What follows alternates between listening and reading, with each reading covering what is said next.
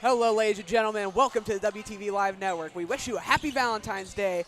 And we got some Valentine's Day basketball on the WTV Live Network as the Westside Warriors are hosting a doubleheader against the Buena Vista Bison. I'm Hunter Valepick, alongside me, Zach Kastrick.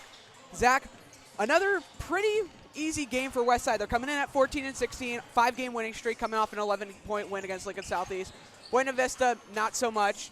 They're 3-18. Their only wins are against not great Omaha South team and Burke. Yeah, Buena Vista, they're not the greatest teams, but you got to remember, this is only their second year as a high school. They're brand new, just brand new, so, they're still going through all the stages of learning and all of that.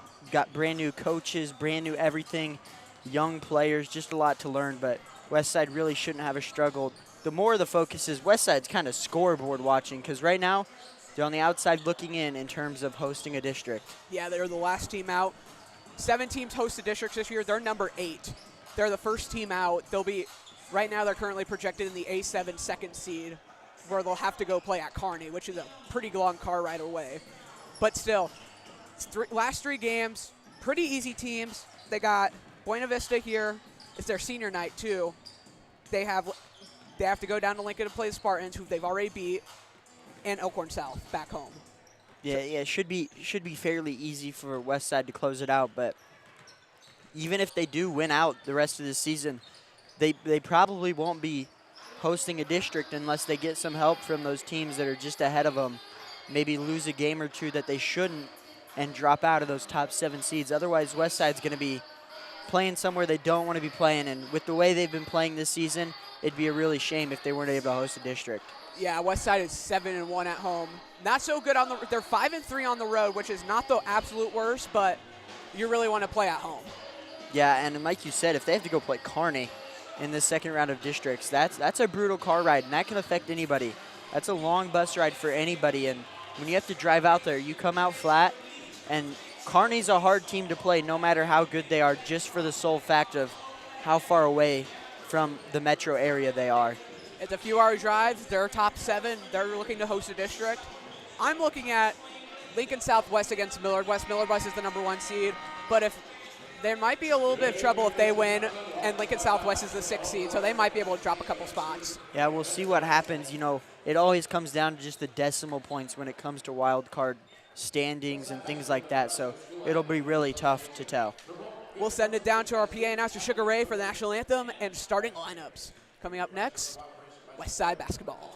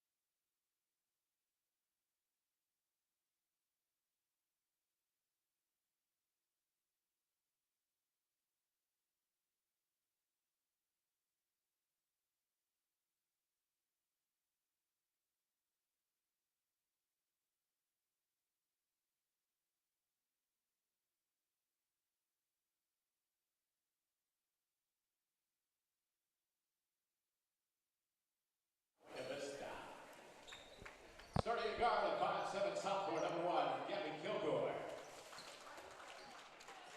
At number guard of 5'6" sophomore, number 2, Emmy Baxter. At guard of 5'7" senior, number 5, Imani Gilbert. At guard of 5'7" senior, number 11, Destiny Lyric. And at forward, a 5'11" junior, number 24, Rebecca Sullivan.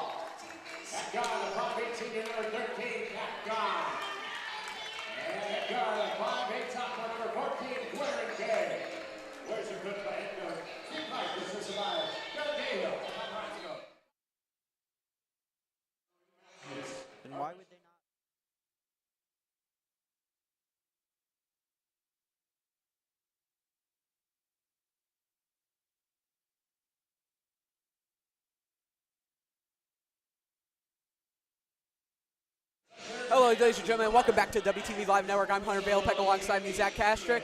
Starting lineups, and for Westside, it's going to be all three seniors are in the starting lineup today. Gabby Duvall, Kat Gahan, and Kimora Jenkins. Senior night here at Jim Tangnall Court along with Valentine's Day for everybody else. And we have basketball action, Westside versus Buena Vista. It's time to play ball. We thank you guys for tuning in. A couple of seconds away from tip-off, it'll be Sinai Foster and Rebecca Solomon.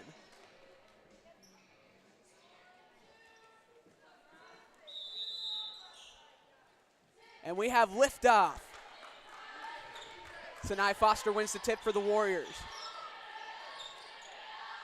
Kay on the outside, pulls it deep from three. Yes, sir! It's going to be a long night for the Bison if Westside shoots lights out. Ware and Kay from downtown starts the day early.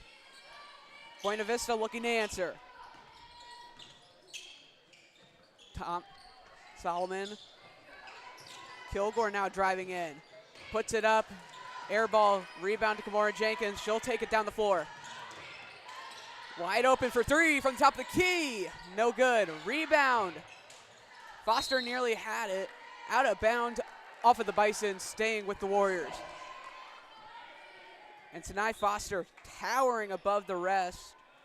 Rebecca Solomon still at 5'11", so will at least provide a little bit of length challenge for Sinai Foster, but she still stands at 6'2". Inside, Foster. Off the backboard, no good. Gets her own board. Once again, no good. Rebound down to Kay. And jump ball. Possession arrow will go with the Bison.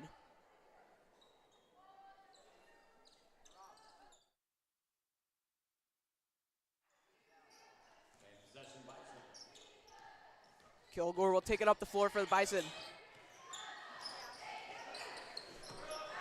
Gets it to Baxter at the top of the key. She'll try to drive. Great find. Little left-handed layup gets Buena Vista on the board. Great move to get it over by Baxter against Foster. Kay. Jenkins, back out to Kay. She'll try it again. No good. Out of bounds. Buena Vista basketball. 6:30 left to go.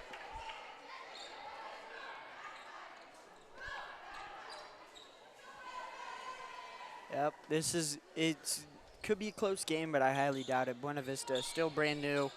There's not a lot going on for them. Just trying to get the waves of learning how to be a Class A school, and coaches are learning things as much as the players are, and they'll get there at some point, but just not the time for them this year. But it's good to see them out there competing and still fielding a team, unlike some Class A girls basketball schools. Lyric gets it blocked by Kay. Back out, Solomon will drive in. She puts it up, no good. Gahan with the board. Du Sport athlete committed to St. Mary's. And a travel by Kimora Jenkins. Couple of early turnovers for Westside. Still 3-2 basketball game. Yeah, Westside's going to be able to hold Buena Vista pretty low in the scoring column. But the question is, can they get their offense going and kind of build some momentum for these games coming up before we head to districts? Buena Vista averages only 35 points a game. Not the greatest, but they might be able to put some offense tonight if they can find the open man. And Westside's defense is statistically pretty good as well. So I'd imagine tonight won't be much different, and I don't imagine Buena Vista scoring much more than 30 points. Lyric misses the three. Guerin Kay with the rebound. She'll take it up the floor quickly. She's trying to go coast to coast. Kick out to Gahan. Jenkins for three. No good. Early shooting woes by the Warriors and fast break offense for the Bison. Minus that 1 3-pointer hit at the beginning of the game. It's been the only offense for Westside. Not getting in the paint either. Kilgore. Down low. Kilgore again. Hit the backboard, but nothing else. Bison been strong on a lot of their layups, a lot of their shots, and Foster from three, no good. Rebound. Don't know if that's necessarily the shot you want. Early in the shot clock, it's a little bit of a settle for Westside. 4:44 left to go, and still only 5 points total. 3 for the Warriors, 2 for the Bison. Lyric at the top into Baxter. Lyric will pull up. No good. Rebound. Stays with the Bison. They'll drive in. Kilgore. No good. Thomas with the offensive board, but it's out of bounds. And Westside of the just Bison. looks a little lethargic, a little slow out there. They're coming out flat. I don't know if that's maybe these kids woke up at noon because Westside didn't have school today or what it is, but, I mean, they just look a little flat, a little slow. Not a lot of offense, but there you go. Maya Joe Matoyer taking into the game. Matoyer and Elise Peterson checking in for the first time. Maya Joe Matoyer has lots of offense. In a zone look now, Peterson with the bucket. Playing a zone with Elise Peterson on the court is just not what you want to do. She's the master of the high-low, and she's going to hit that shot every day of the week. Peterson with the steal, too, on the other end. Off of the foot. Inside, kick out, skip pass. Matoyer didn't take the three from the corner. I think she was buried in there a little bit. Good look. Jenkins for three. That's no good. A rebound to Thomas, out of bounds. Already Warrior see basketball. Elise Peterson making her presence known. She's only been back for a couple of weeks. Hasn't played much recently, but coming off that pretty brutal leg injury, it's good to see her getting some minutes and continuing to dominate. Jenkins for three. No good. Rebound bumps out to Kilgore. She'll take it coast to coast. No good. Matoyer saves it. And now fast break offense for the Warriors. Jenkins will drive inside. Matoyer will pull him. No. Gahan will. Splash! That looks way more like what we're used to seeing, Hunter. Good hustle on this end on defense to keep that ball in play. Push in transition and wide open three. That's Westside offense right there. Timeout Bison. And we will take a 30-second break here on the WTV Live Network. 8-2, Westside leads.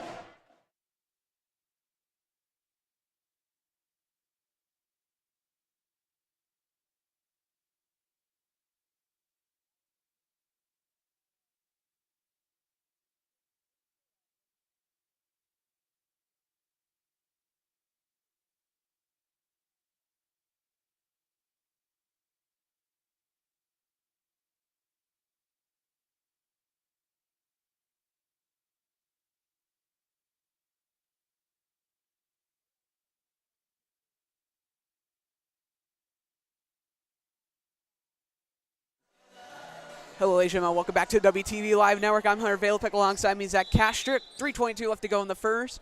Westside with a little bit more offense, and a little 5-0 run gets them up 8-2. Now they press. This is going to be good press. Kilgore. Buena Vista doesn't have a lot of ball handling, so I wouldn't be surprised if that forces them into some turnovers. Gets it just across the timeline with 1 second left. Roby. Now to Kilgore. Lyric from three again. Back iron no good. Rebound goes to Gahan. Trying to make an impact on senior night. Jenkins drives in. Peterson corrals it and gets the bucket. That was a nice sequence. Great pass, great finish. Had to go wide receiver, get the one-handed catch in the put in. Bison breaks the press. They'll go. Foul on the shot. It'll go against Peterson. And there you go. Coach Clark already going to his bench. We were talking before this game, Hunter. Westside plays 11 deep, which is absolutely phenomenal for a Class A basketball school. Most teams are playing 8 to 9 at max, and Westside having 11 kids that they can go to confidently without worrying about anybody on the court it's a really nice advantage to have. 11 players averaging most pretty good minutes. And they're going to send in a bit more of a defensive lineup with Delaney McGrain and Mia Jurosevich.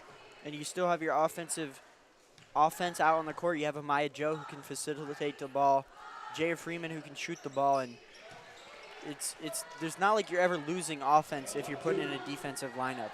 Emmy Baxter goes 1 for 2 from the line. Jurosevich back to Freeman. Trying to get it down low, they do to Davis. Kick out. Freeman from the top of the key. Splash! Jaya Freeman, she's a sniper. Now double team, nearly stolen. They're going to say it was tipped. And now 3 Westside players in the backcourt. Drives in, floater by Kilgore, no good. McGreen comes down with the rebound, and Matoyer will take it up the floor. Jurosevic now will drive on the baseline. Great find to McGreen. Kicks out, Freeman. Wanted it again. Jurosevic. Matoyer will pull it from deep. No. Rebound goes to Kilgore, and a foul. I'm not mad at how aggressive Westside is being, because we can already see how easy it is to turn over the Bison and full court press, be aggressive, swipe at the ball, and you're going to force a lot of turnovers tonight. First foul on Kendall Davis. Second of the quarter for Westside. Kilgore now Lyric. Inside to Solomon. Trying to move on McGrane. No good. Matoyer was right there for the rebound, and she'll push it. 3-on-1. Up and in. No. In and out. That was a tough finish. Really tough finish behind the back. But great defense by the Bison. They'll get it. Trying to look for some points, down 13-3. Kilgore at the volleyball line. Baxter wanted to pull up. Gets it out, a minute remaining now. Matoyer nearly came in for the steal. Inside. Mid-range J goes from the baseline. That was a good seal down low by Solomon to seal off the defender for help and give him a free layup. Inside McGrane. Got it tipped from her. Out of bounds. Off of Buena Vista.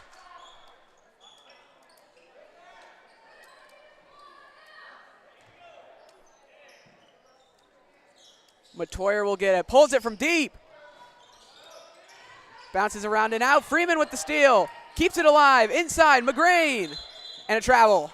That's what I mean, though, by Westside just being handsy towards the ball, poking at the ball, and that's not really, you can call that a turnover, but you're going to have a lot of those opportunities, especially off the rebounds. Bison aren't being strong with the ball, and it's going to create a lot of opportunities. Zaria Townsend checks in for the first time today for the Bison. She's the team's leading scorer, only with about 8 points. Bison don't have any players in double-digit scoring. I mean, it's not shocking when you look at them averaging just over 30 points a game. Baxter takes it up the floor, nearly loses it, but it's a turnover anyway. Travel. That's what I've just been saying, though. They're just being active on defense, swiping their hands and putting their hands up, and it's just creating a lot of havoc for these Buena Vista ball handlers. Westside has 3 players that average over a steal a game, which is really big. They cause a lot of turnovers. Freeman wide open from the wing. Once again, shooting woes for Westside. Lyric will take it up the floor. Nearly travels, and a near over and back. 3 seconds left to go, 2 seconds. Need to get it up at the horn, they do.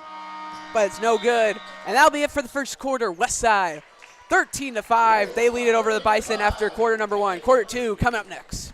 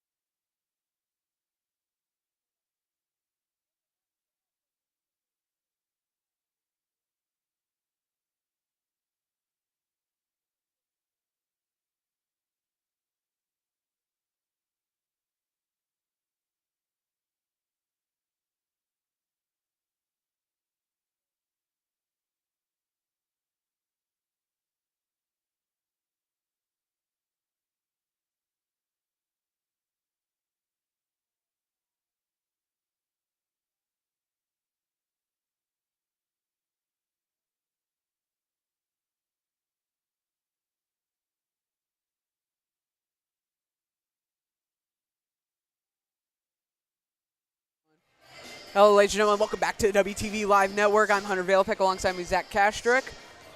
Second quarter action just underway. 13-5, Westside leads. Good defensive first quarter by Westside and Buena Vista, too, only allowing 13 points. But Westside a little bit cold from 3 to start the game, as Kamara Jenkins will take it in for the Warriors. Guerin K from 3. Westside is settling, good rebound, but Westside is settling for a lot of three-pointers when they could probably have 20, 25 points if they just go to the rim and get easy layups. Foster gets hurt, first 2 points.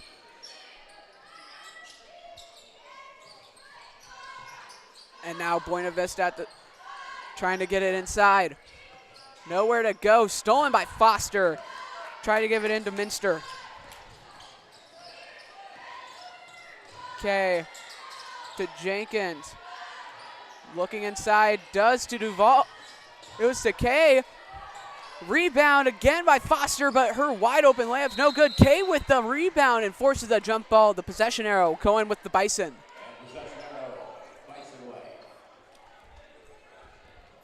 Warren Kay has been really disruptive down there. Westside dominating the offensive boards. Now you just got to find a way to turn those second chances into second chance points.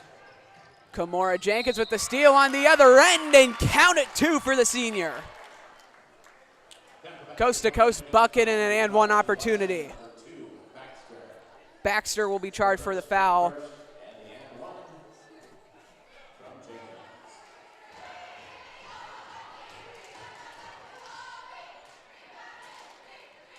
And one is good for Kimura Jenkins, 72% from the line this season. Baxter for the Bison, now getting double teamed, nearly loses it. And timeout taken by the Bison just before the steal. Coach Clark is being very smart.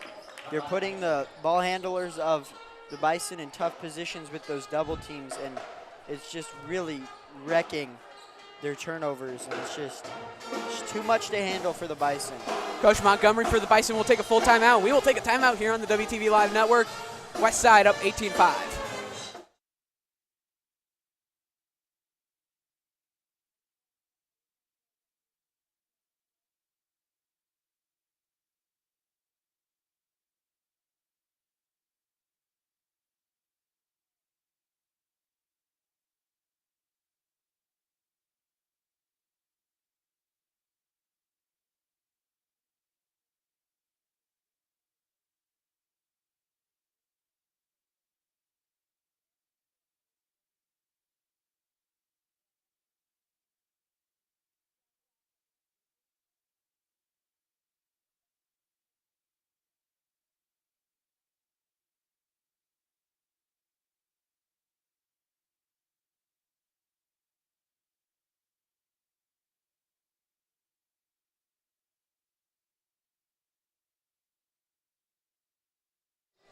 Hello, everybody. Welcome back to the WTV Live Network.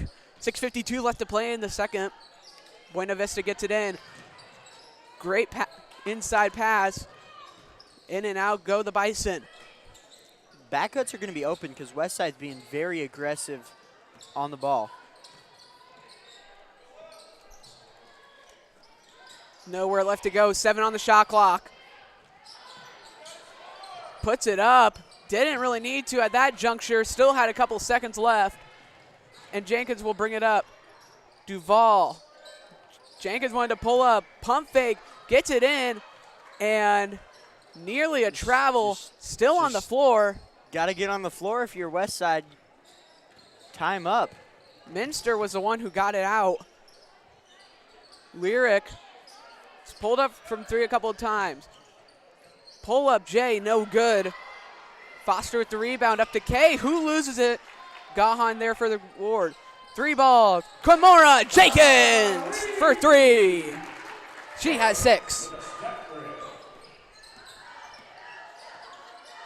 Showing out on senior night.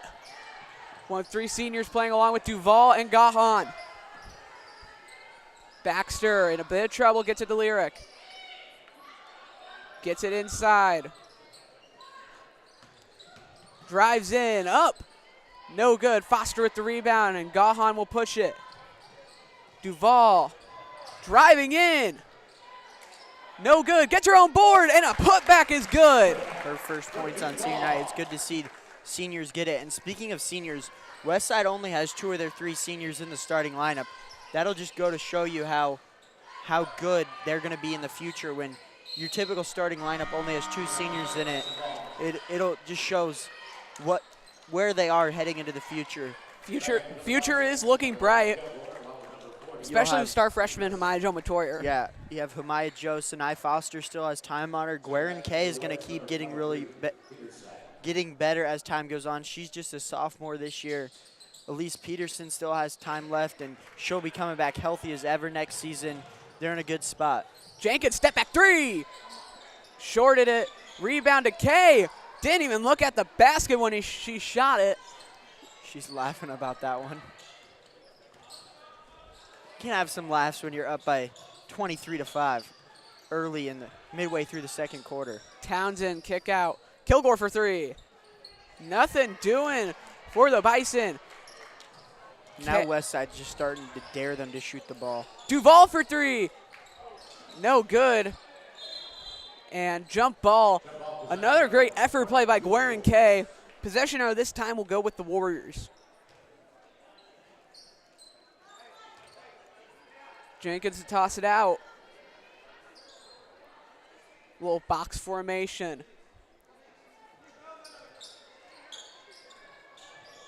Great find in the quarter. Jenkins. No. Rebound. Peterson to Kay. Fouled on the shot. 2 shots coming up for Guerin Kay. The Blair transfer. That was a big pickup for Coach Clark. I mean, she's been phenomenal. She does everything for Westside. She hustles. She can dribble the ball. She can pass the ball. She can shoot the three really well. It's just big advantage for Coach Clark to find that hidden gem out of Blair, Nebraska.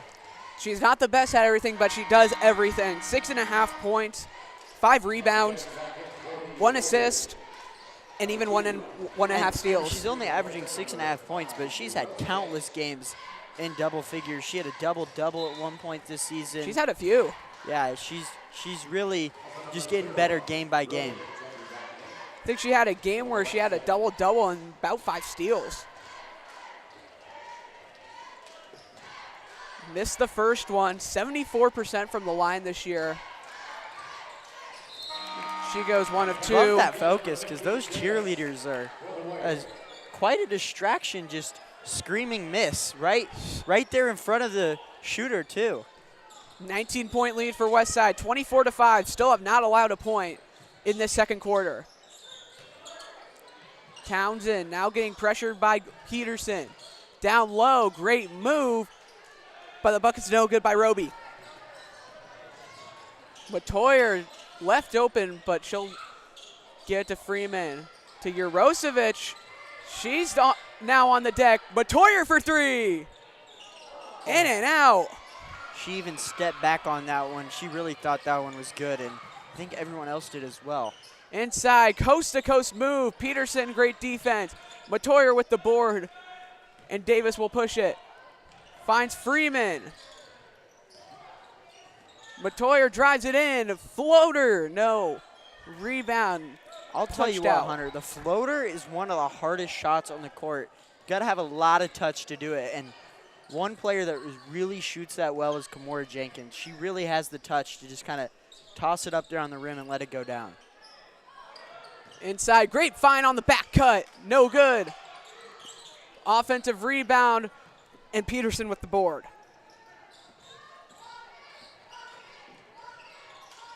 Freeman wanted it. Matoyer. And they're going to push it around the perimeter. Finding it. Gets it inside. Peterson, hook shot with a little English. She's got quite a deep bag when it comes to post move, Hunter.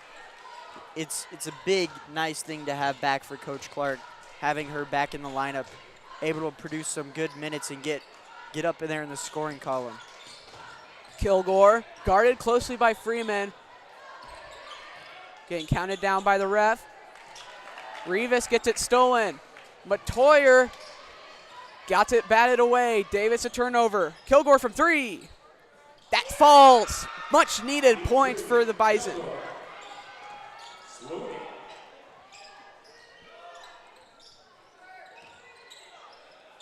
Jurosevic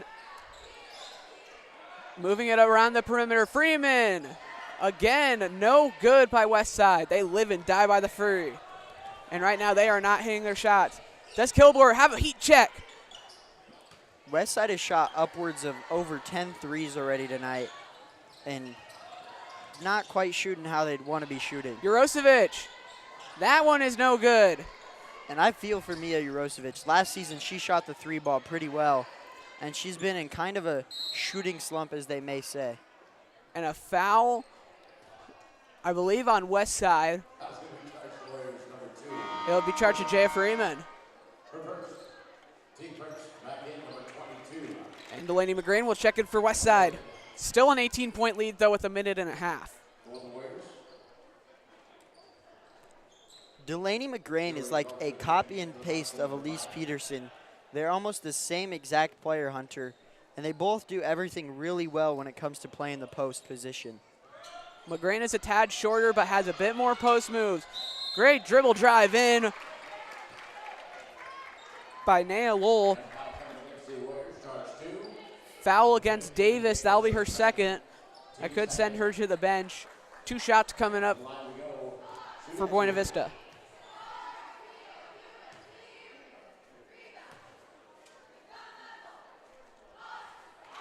First one is good. Trying to cut into this Westside deficit.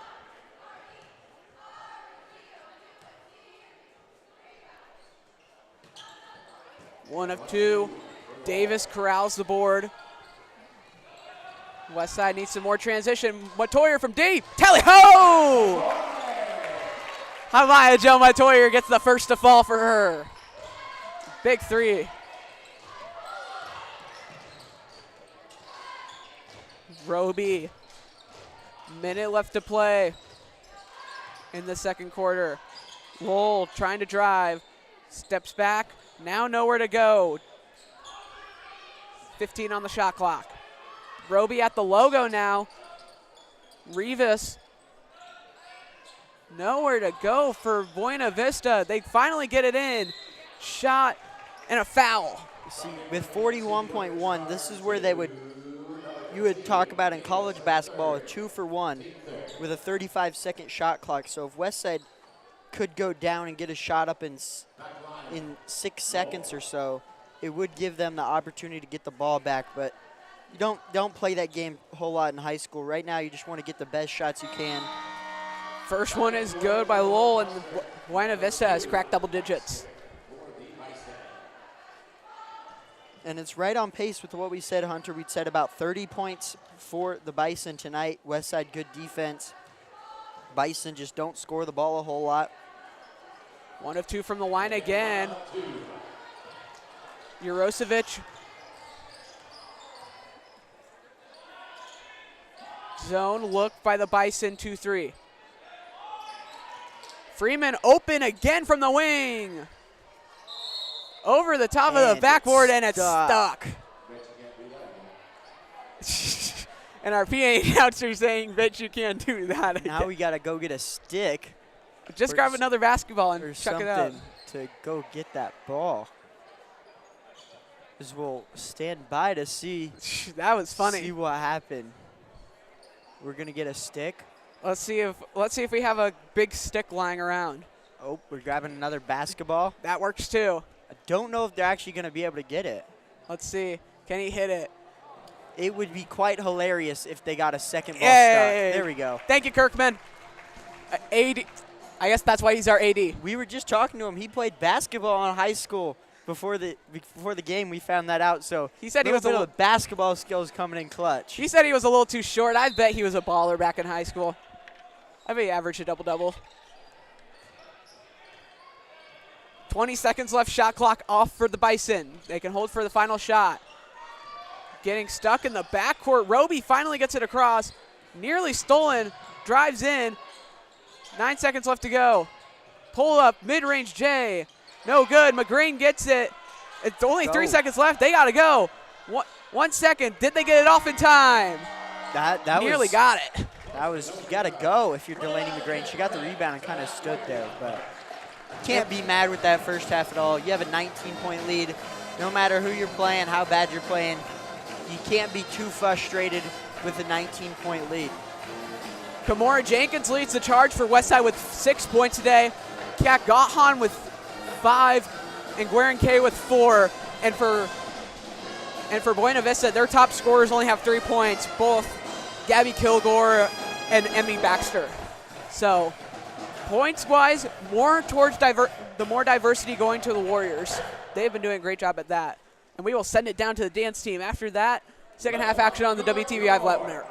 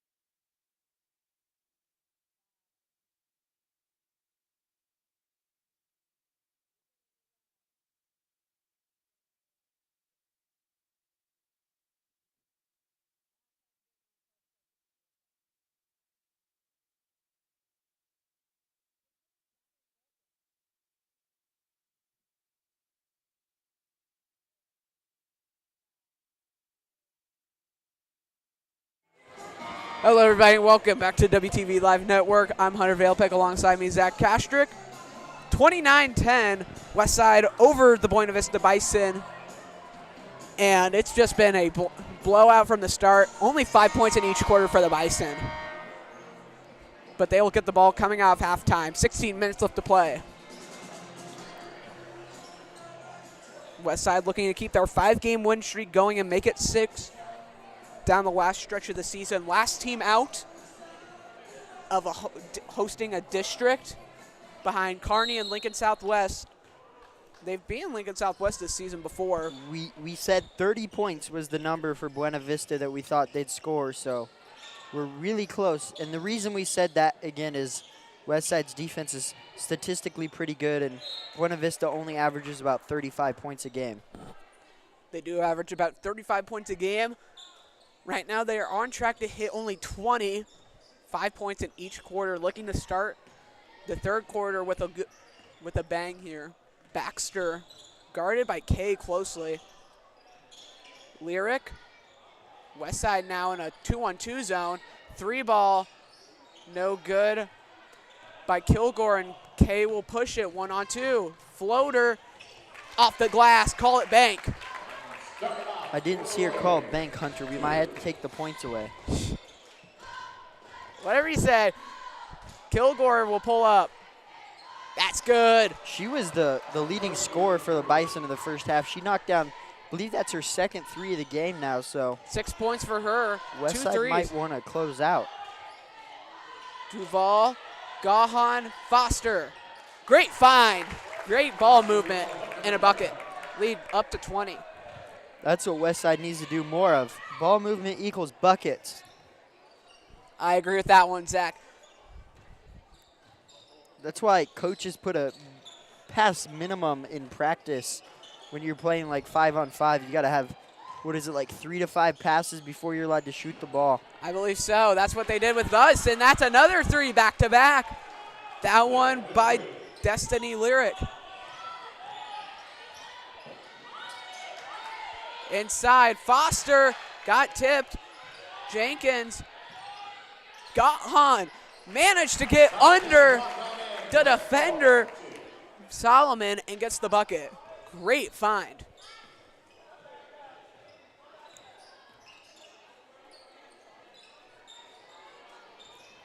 Inside, foul on Foster. Let go of the ball. Don't need any silly technical fouls. You're up 35-16. Just play basketball.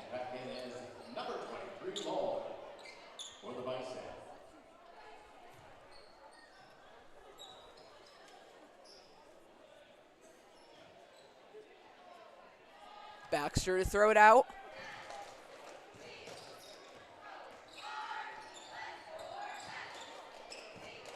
Trying to get in. Solomon loses her dribble.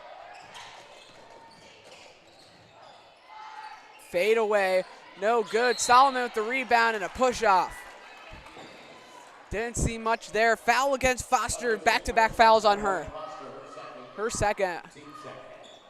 I might force her out early, but Coach Clark not going to the bench yet. Lyric gets it. Offensive foul before a shot. Solomon will get the foul. Will be charged with it.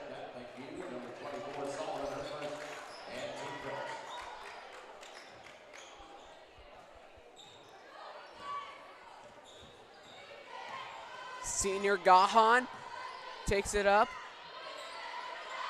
Jenkins shouting the play. Wide open.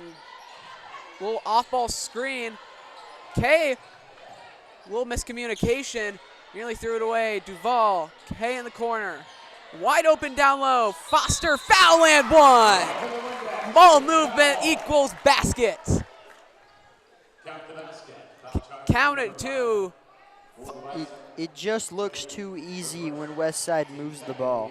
Gilreath will be called for the foul, and one opportunity for Sinai Foster, which she will convert. 69% from the line, but has been improving over the season. Lead up to 22. Lyric open in the corner.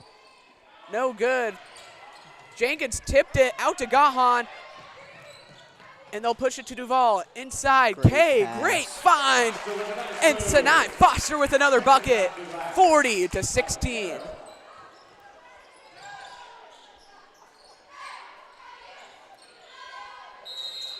Foul on Duval. Bronco Kids Warriors number 11, Duval, her first, the second, and back in is number 2, Freeman. Freeman checking in.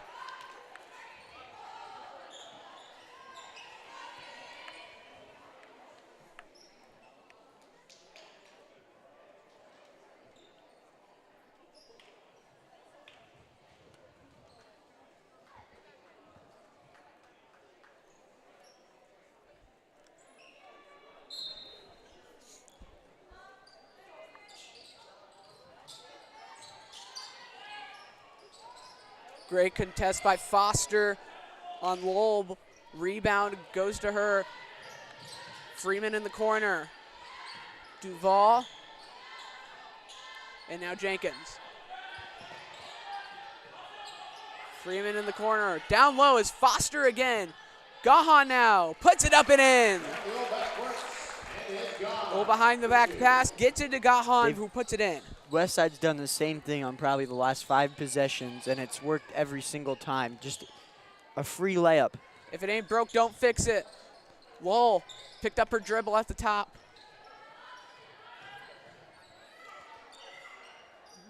Buena Vista looking to get any bucket at this juncture. Kilgore trying to drive it. Baxter now. Nowhere to go. 3 on the shot clock. Has to put it up. No good. Offensive board to Lyric. No good. And a foul. Lyric will be charged with it. Louis her second.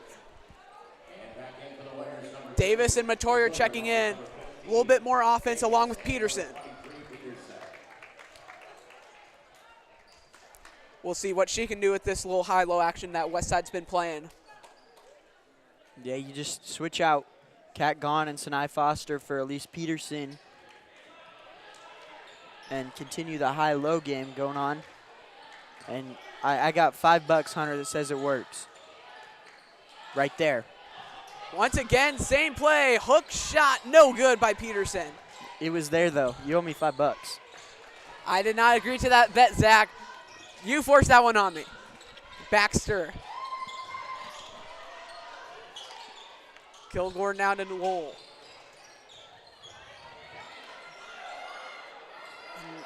Ball movement, still nothing working, and a foul on Freeman. Trying to get it down low to Baxter. I think they should do high-low on offense again, Hunter, when Westside gets the ball back. I agree. It's been working pretty well. And I think Buena Vista should get the ball in the hands to their best player, Gabby Kilgore, right now, because she's the only one that's been able to score. And right as I say that, somebody else scores. Niall Lowell with an and-one opportunity. Peterson commits the foul, and Mia Jarosevic will check in for some defensive presence on the boards. Peterson's second foul. Still nothing to be concerned about for Westside. But that is their 5th foul of the quarter, so bonus for the last 3 minutes for the Bison. This means don't foul. Because I know Westside wants this game to be over because they're already winning 42-18. Make that 42-19, Zach. Freeman. Westside setting up a play. Jarosevic will be the ball handler. Wait for it. It'll be there. Matoyer in the corner. Oh, it's right there. Right there. Zach Get it down low. Zach is waiting for it. Matoyer drives in, and she goes tumbling down. When your post player has position and they're essentially boxing out their defender on the block, just throw it down there, and if the defender reaches around him, you're going to get a free foul. Matoyer to throw it in to Jarosevic. Freeman in the corner for 3. No good. And Kilgore with the defensive board. She'll bring it up, pulls it from deep, and hits. That's essentially been their offense all game is Kilgore just getting down the half court and just shooting a three. Floater with a little touch by Hamayo Matoyer. Westside doubles up Buena Vista's lead. 2:10 left to go.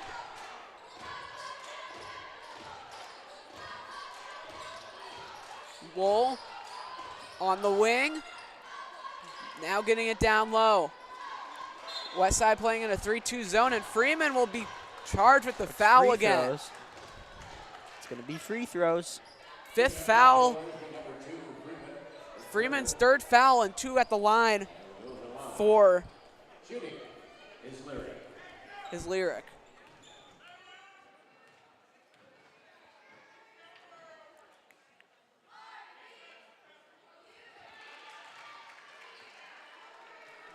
First one is good by Lyric.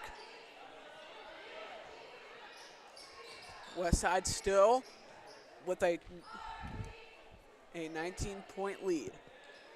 Scratch that 21 and make it 20.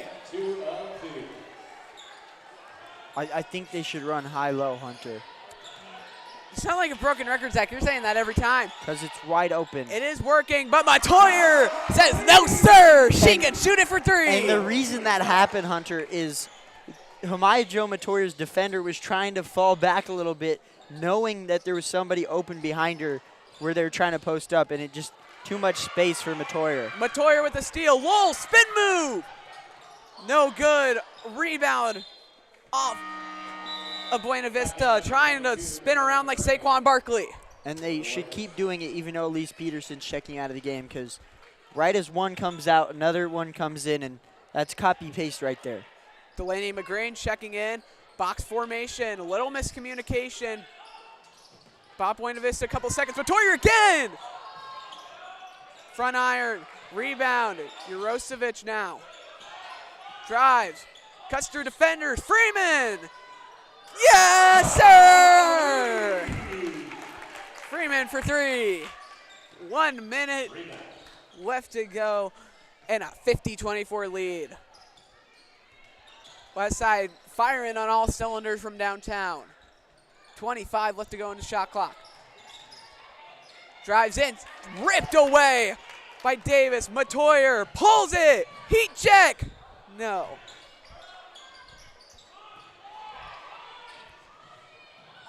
Steal by McGrain, and we are going back and forth. Some more transition offense.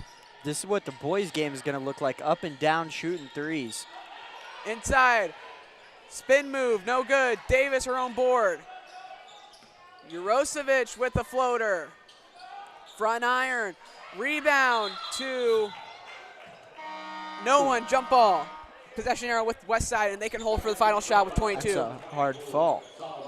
Matoyer went tumbling like a bowling ball, but gets up all right. And I expect her to probably take the final shot. Can waste down this final 22 seconds with a 26-point lead. Freeman will shoot it, and she connects. That's back-to-back threes for Jaya Freeman, and Back-to-back threes, 10 seconds left. Westside starting to hit some range shots, which is what we're used to seeing. Bison got to go. Great move by Kilgore. She still loses it. 1 second left.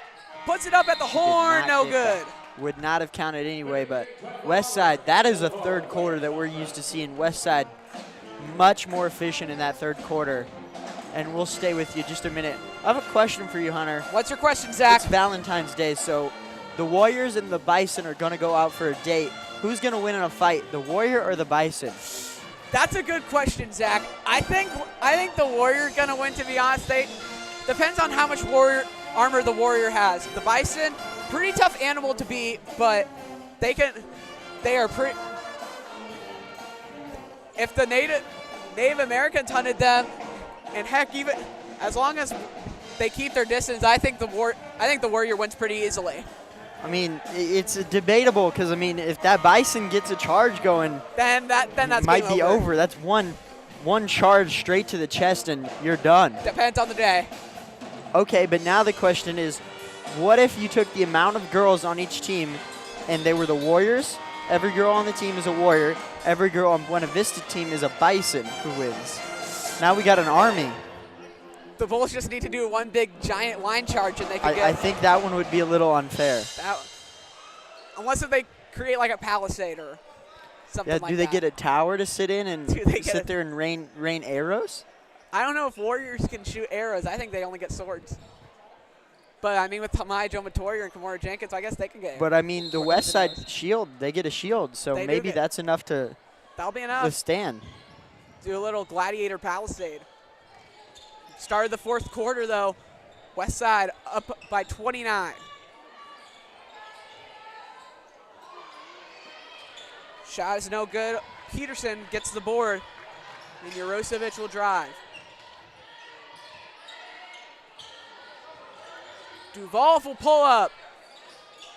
No good. Over the backboard. Buena Vista basketball.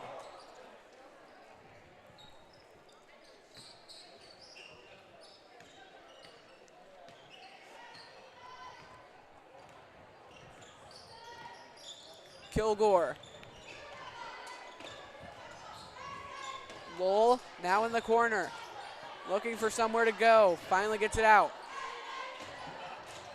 Inside, Lowell. Great pass. Great pass. No luck on the shot, though. Peterson playing suffocating defense. Wide open down low. Duval, you could hear Peterson call Gabby's name. And Peterson with a little roll.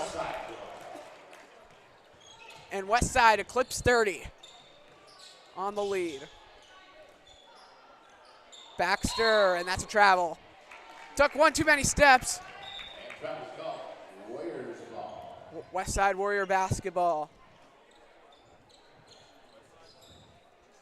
Final 6:47 left to go on this Valentine's Day special on the WTV Live Network. Duval. Inside, McGrain fouled. 2 shots coming up for Delaney McGrain and the Westside Warriors, shooting about 50% from the free throw line. It's good offense, Hunter. It's a good high-low. Especially, it's not beatable when you have two players that can play the post as well as Westside has. McGrain and Peterson both on the floor. Imagine if they had Sinai Foster down there too. I think it'd be. Westside has essentially 5 girls on the team that can kind of play the position that they're in, and 3 of them are on the court right now with Kendall Davis, Elise Peterson, and Delaney McGrain. And then you have Kat Gaughan and Sinai Foster who can do the exact same things on the bench.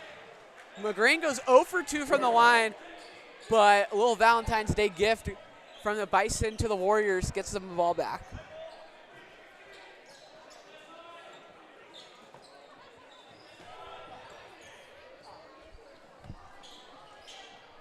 McGrain in the corner. Davis on the floor now. 3 ball, Duval. No good. Peterson gets the board. Davis pressured Jurosevic. High-low. Playing that high-low game once again. It's open. Davis will pull it from deep. Called bank, didn't answer. I get it though. You can't play high-low every single time. You got to shoot the ball, especially when Westside shoots the ball as well as they do. Kilgore no good. But I don't necessarily know if you want Kendall Davis playing your point guard position. Picked up her dribble, had to dump it off to Jurosevic. This is an interesting lineup. You have three forwards, as you could say, and the way Westside's been playing, I'm kind of surprised they're playing the way they are. Jurosevic takes a tumble, and they'll be called for the push. Bison fans don't like it, but foul on Baxter. It's the right call. And we'll send last 2 players who haven't played yet for Westside check in. And right there, Hunter, that's Coach Clark going to the bench, bringing out the reserves, and there's only 2 of them because Westside plays 11 deep. Lucy Pokris and Jada Macklin check in. McGrain, Jurosevic wanted it from 3. Macklin Jurosevich will pull it from deep. She connects! And the bench loves it. You betcha, Jurosevich. Huge three. 34-point lead, and right now we're playing that 30 game. That's what we put the over-under for Buena Vista to score tonight, and it's looking pretty accurate. Have not scored in the fourth quarter. Outside, Lyric for three. No good, and McGrain corrals. Macklin in the corner. She drives. Layup is good, and now that bench going nuts. Jada Macklin, her first points. Oh, and she gets the steal. Does she go coast to coast? Foul. She might have got away with a little bit of a travel before the foul, but we're not gonna say anything. Third foul on Baxter, and if she would have hit that and one layup, I think the right side of us would go crazy. First one no good though. Gotta finish your free throws though. Free throws will be a big part, especially down the stretch. It's costed the boys team some games, and coming down the stretch, especially in district play, Westside's gonna need to find a way to convert their free throws. Otherwise, it very well could cost them a game. 0 for 2, Macklin is. Travel on the floor by Buena Vista. I would not be surprised if Coach Clark put in his 3 seniors for at least the final minute of the game. Got it at this point. He did get them in the starting lineup, so it'll be interesting. I'd probably put them. They all scored tonight as well. Jurosevich airballed it. Rebound. Corralled by Baxter, but she was out of bounds when she did it. 4-14. Now I think for Westside, you just want to get those reserves, get a little bit of action. Jurosevich around the screen. Macklin for three. No. Davis pinballing around.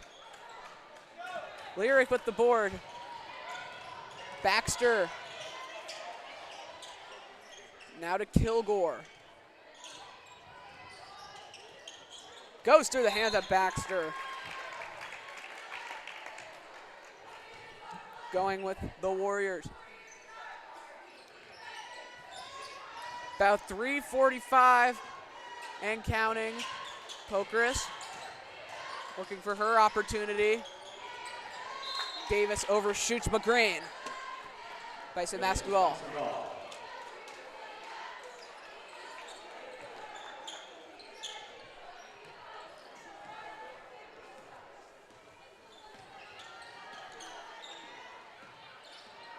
Buena Vista had 14 points in the third quarter, which is scored more in the third quarter than they did the first and second. Fourth quarter has been a different story. Nothing at all. No good on the three. And especially against Westside's reserve lineup. All around, they've been playing great defense. When Kilgore wasn't knocking down threes, there was really no offense for the Bison at all. Macklin picks up her dribble, gets it out to McGrain. That was a double dribble. And a double dribble taken by McGrain. 3 minutes left. If Westside could score 4 more points, it would start a running clock, but at this point it doesn't really matter with only 2:50 left. Inside. Put it up, put it in. Imani Gilreath. Gilreath gets it in. First points for Buena Vista in the quarter. Jurosevich off her foot. Saved by Macklin, and a foul.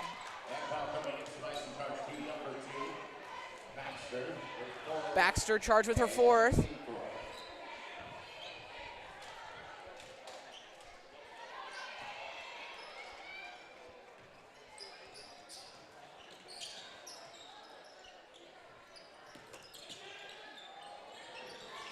Inside, Macklin throws an air pass.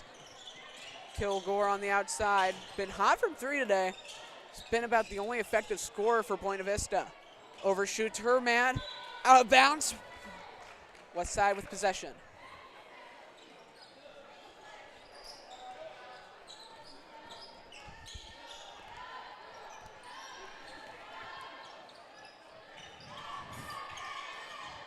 McGrain, 2 minutes left. Macklin drives in, fouled.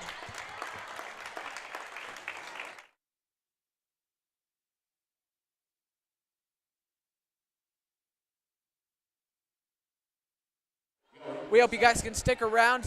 We're going to be honoring the senior girls after the game, both on the floor and up here for an interview.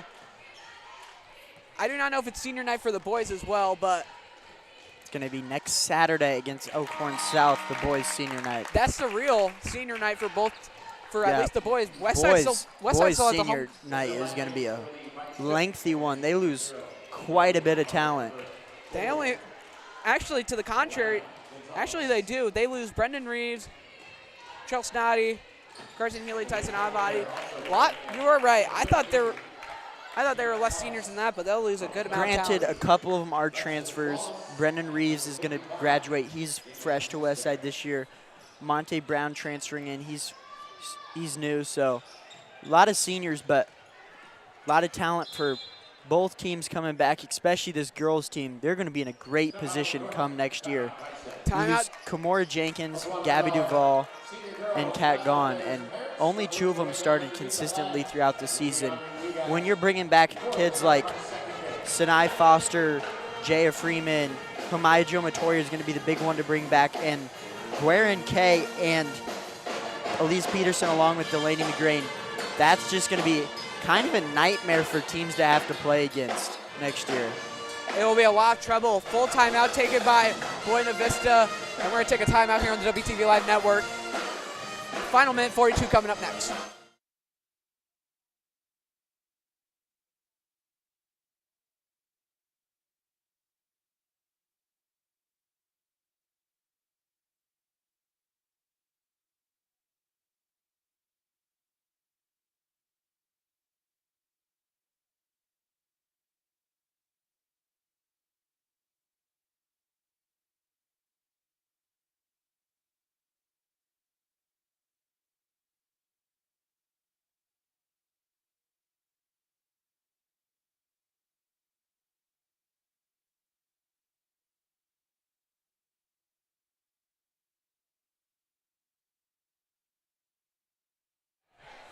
Final minute 40 coming up. Buena Vista getting the bench players in as well.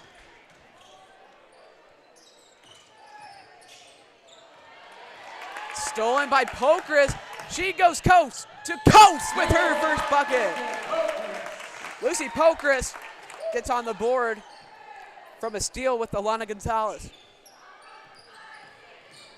Roby. Wallace. Stolen by Davis. She'll take it up with Jurosevic. Trailing. Puts it up no good. Macklin the board. Foul and one. 40-point lead for Westside. Gonzalez charged with the foul.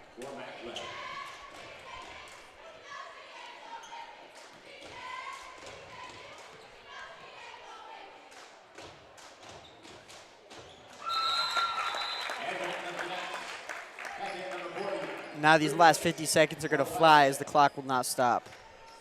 Correct, Zach. Clock not stopping with the 41-point advantage. Senior night here at Westside, so stick around for that. Honoring the 3 seniors for the Westside girls team. Be interviewing them up here as well. McGrain with a denial. Now they can Shot clock turned off. Pokris. dribble it out. Dribble it out. Don't shoot the. Davis with the bucket. There's teams that will not take that with respect. 60. I've seen fights started over things like that. 69. That'll put him up to 69 points. As the final seconds tick away, Pokris with the steal. No shot at the buzzer, and that'll do it. Final score, senior night, dub. 69-26, Westside wins it over Buena Vista. Huge win for the Warriors coming down the stretch. Yeah, it's a big win. You know, Westside has a chance to maybe sneak into that seventh one seed to host a district, which is a big difference. Like we've said, Hunter, Westside's been really good at home. And regardless, they're going to have a chance to make state, because even if they have to go on the road, it's going to be two very matched even teams. And they just got to hold on, win the games they're supposed to. Maybe get a little bit of help from the 1 seeds in the 6 and 7 region. And they might be able to sneak in come here next 2 weeks.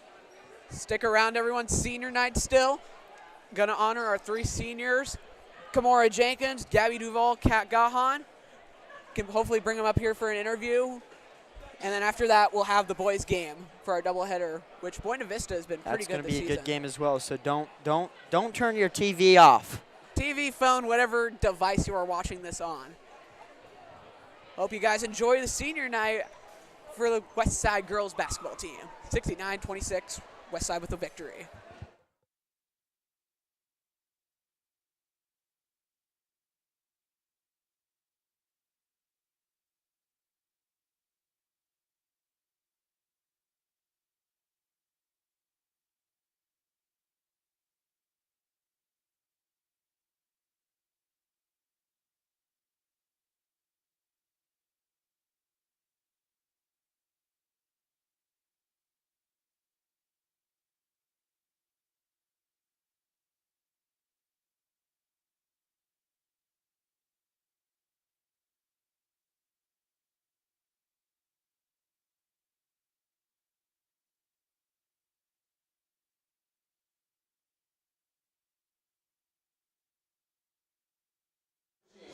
All your support for Westside Athletics. So tonight, we recognize 3 seniors here on the girls basketball team.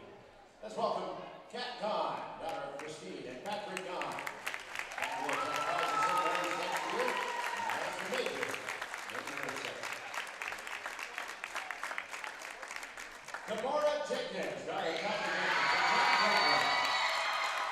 Kamora will take a college year major business management and broadcast journalism. And our final senior, say hello to Gabby Duval. Daughter of Jennifer Boulevard and Dick Duval. Gabby will attend the University of Sioux Falls, where she'll be a member of the track and field team and study nursing.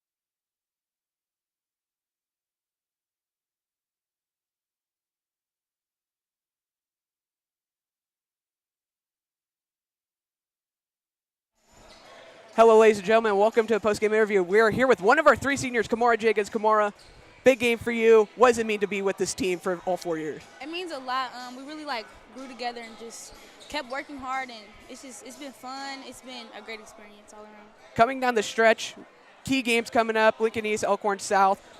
What does it mean getting this district run, your first team out of districts? What do you need to do in these last 2 games? We just need to keep relying on each other, working hard, and playing with what we know we can do. What are you excited for at the next level at college? Just learning more things and growing and developing my skills and stuff. So yeah. Thank you, Kamara. Great job today, and we'll Thank pass it you. on to our next senior. Thank you. Yep. Oh gosh. Here we go. We got senior number 2, Gabby Duvall. Gabby, big game for you. What does it mean to be with this Westside team for this year and other years past? It truly just means everything. I love these girls so much. You know, countless hours in the gym. It all just really pays off, and we have such a good bond, such a good relationship. So I'm really thankful for these girls and this team. Coming on the stretch of the season, couple games left, Lincoln East, Elkhorn South. First team out of the district race. What are you guys going to need to do to get back in it? Really just focus, take all of our time in, focus and practice, and you know we know what we're capable of doing, and so we just gotta execute. What are you most excited for at the next level at College University of Sioux Falls? Oh my gosh, I'm so excited. I'm ready to learn new things. I'm doing track and field, so obviously it's a little different than basketball, but I'm just so ready for the new journey ahead. Well, good luck on your journey in that one. Thank you, Gabby. And Thank we'll you pass so it, much. Of course, pass it on to our last senior. And here with our last senior, Kat Gahan. Kat, big game for you today. Got some couple key passes, but what does it mean to be with this team for most of your career? I mean, it means the world. Like, everybody on this team is special, and we truly are one thing, and that's family. Guys, got a couple of games left. Lincoln East, Elkhorn South. You guys are first team out of district. What are you guys going to have to do to get in, host a district here? I think we just got to play our game. If we play our game, we're unstoppable. Going to the University of St. Mary's Flames right here in Omaha, dual sport athlete for both basketball and volleyball. What are you most excited for? I'm just excited to be a part of the culture at College of St. Mary's. It's a really good school, so I'm excited to jump right in. Thank you guys for tuning in with our 3 seniors, Kat Gahan, Kamara Jenkins, Gabby Duvall. Stick around for the boys game coming up next.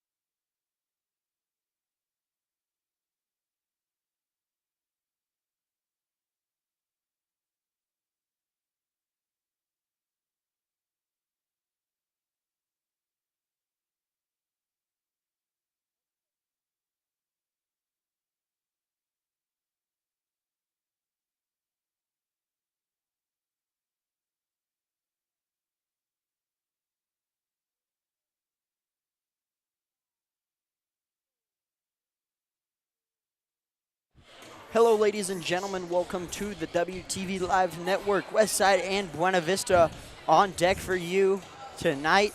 A couple of minutes before we get going here on Valentine's Day. Westside right now at the 3 seed, the A3 host team. Could drop if they're not careful. Could drop to the 4 or 5, but Buena Vista right now, they're not going to be hosting. They're going to be bouncing in that A5, A4 area as the 2 seed. But the big thing is Westside, win the games you're supposed to, and there's no issue. Yeah, Westside, this is about their last tough game. Buena Vista's coming in 14-8. They had a really solid year for how young they are. But after this game, they play Lincoln East and Elkhorn South, 2 pretty mediocre teams. But otherwise, win this game, you're probably, with Miller North beating number 1 Westview yesterday, I'm pretty sure they're going to be locked into the A4. Yeah, it's going to be interesting. Always comes down to just a couple of tenths of points. Westside, we know how good they are, led by Emery Geddick, Lee Robinson, and Donnie Barfield. They're double-figure scores all over 10 points per game. And Buena Vista, just their second year as a school here in Nebraska, brand new, but they're not a bad team by any means. And they're led by L.C. Doss and Brandon Jarmon. He's at 18.5 points per game. L.C. Doss averaging over 20 points per game. So they're not a team to slouch by any means. Yeah, L.C. Doss is going to be the main ball handler for Buena Vista. He's 5th in Class A in points per game. It's wild. Averaging over 20. And he had 41 points against Millard West in the Metro tournament. School record and a Metro record as well. But the thing I'm looking at, he's 1st in the state in free throws made. He's 77% free throw shooter, but he shot 136 out of 176 free throws. That's a lot of free throws. L.C. Doss gets to the line. I was there. I watched their Metro Holiday Tournament game because they played right before Westside, which Doss dropped 41 points against Millard West, and he really just drove the ball, got fouled, and kept doing the same thing over and over again. And Westside, they don't foul a lot, but it could be dangerous if they start to get in foul trouble. Westside averages about 14 fouls a game, so got to be careful if you're Tyson Oddbody down low. Can't get in any silly foul trouble. We know how good Westside's defense can be, so we'll see how they limit L.C. Doss's production and specifically prevent him from getting to the free throw line. Yeah, but who I'm looking for today is London Dada. He's been electric these past few games. He had 21 both against Omaha South and Miller North, which kept Westside in the Miller North game until they lost by 3. But I do want to mention here, Zach, I know you found a very interesting thing. Lee Robinson, he's a transfer from the Jesuits Academy. I'm pretty sure is it their coach or it's their coach that... The coach at Buena Vista was the athletic director at Jesuit Academy when Lee Robinson attended there. So that's a good pull. They know each other pretty well, I would imagine. So we'll see what kind of defense they can put on Lee Robinson and see how Buena Vista can match up with the Warriors. I mean, it's about the best case scenario. You know Lee Robinson better than anyone in this gym, and you could put defensive schemes just to stuff him out. Yeah, we'll see what they end up doing on defense. It's going to be kind of depend on what teams can play better defense because both teams have really good guard play. I feel like there's going to be a lot of threes taken, Hunter. Buena Vista shoots the 3 almost more than anybody. They've taken 391 of them on the season, made 128. That's 33%. Westside, they've taken 474 three-pointers this year, and they've made 157. That's 33%. That's a lot of threes. Both shooting 33% from threes, so might be a threes fest from downtown tonight. But we're going to step away for just a minute for starting lineups, and we'll be back up here in the booth for the start of the game.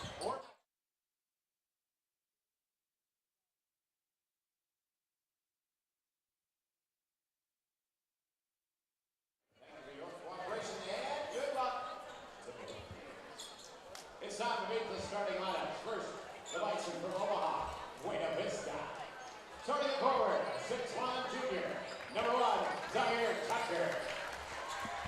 Backboard, a 6'4", sophomore, number 3, Atir Lurov. At At guard, a 6'3" junior, number 14, Zaire Hardy. At guard, a 5'10" senior, number 4, B.J. Carter. And at guard, a 6'1" senior, number 23, L.C. Doss III.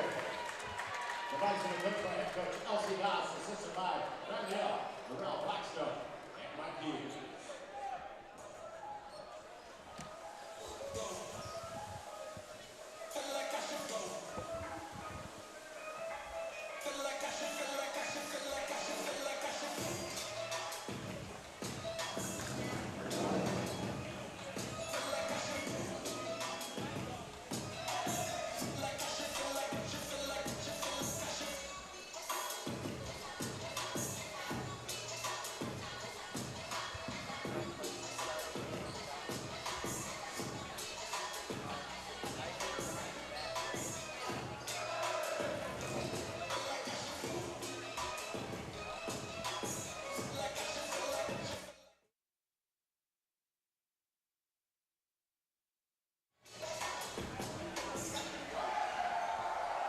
And now here's the starting lineup.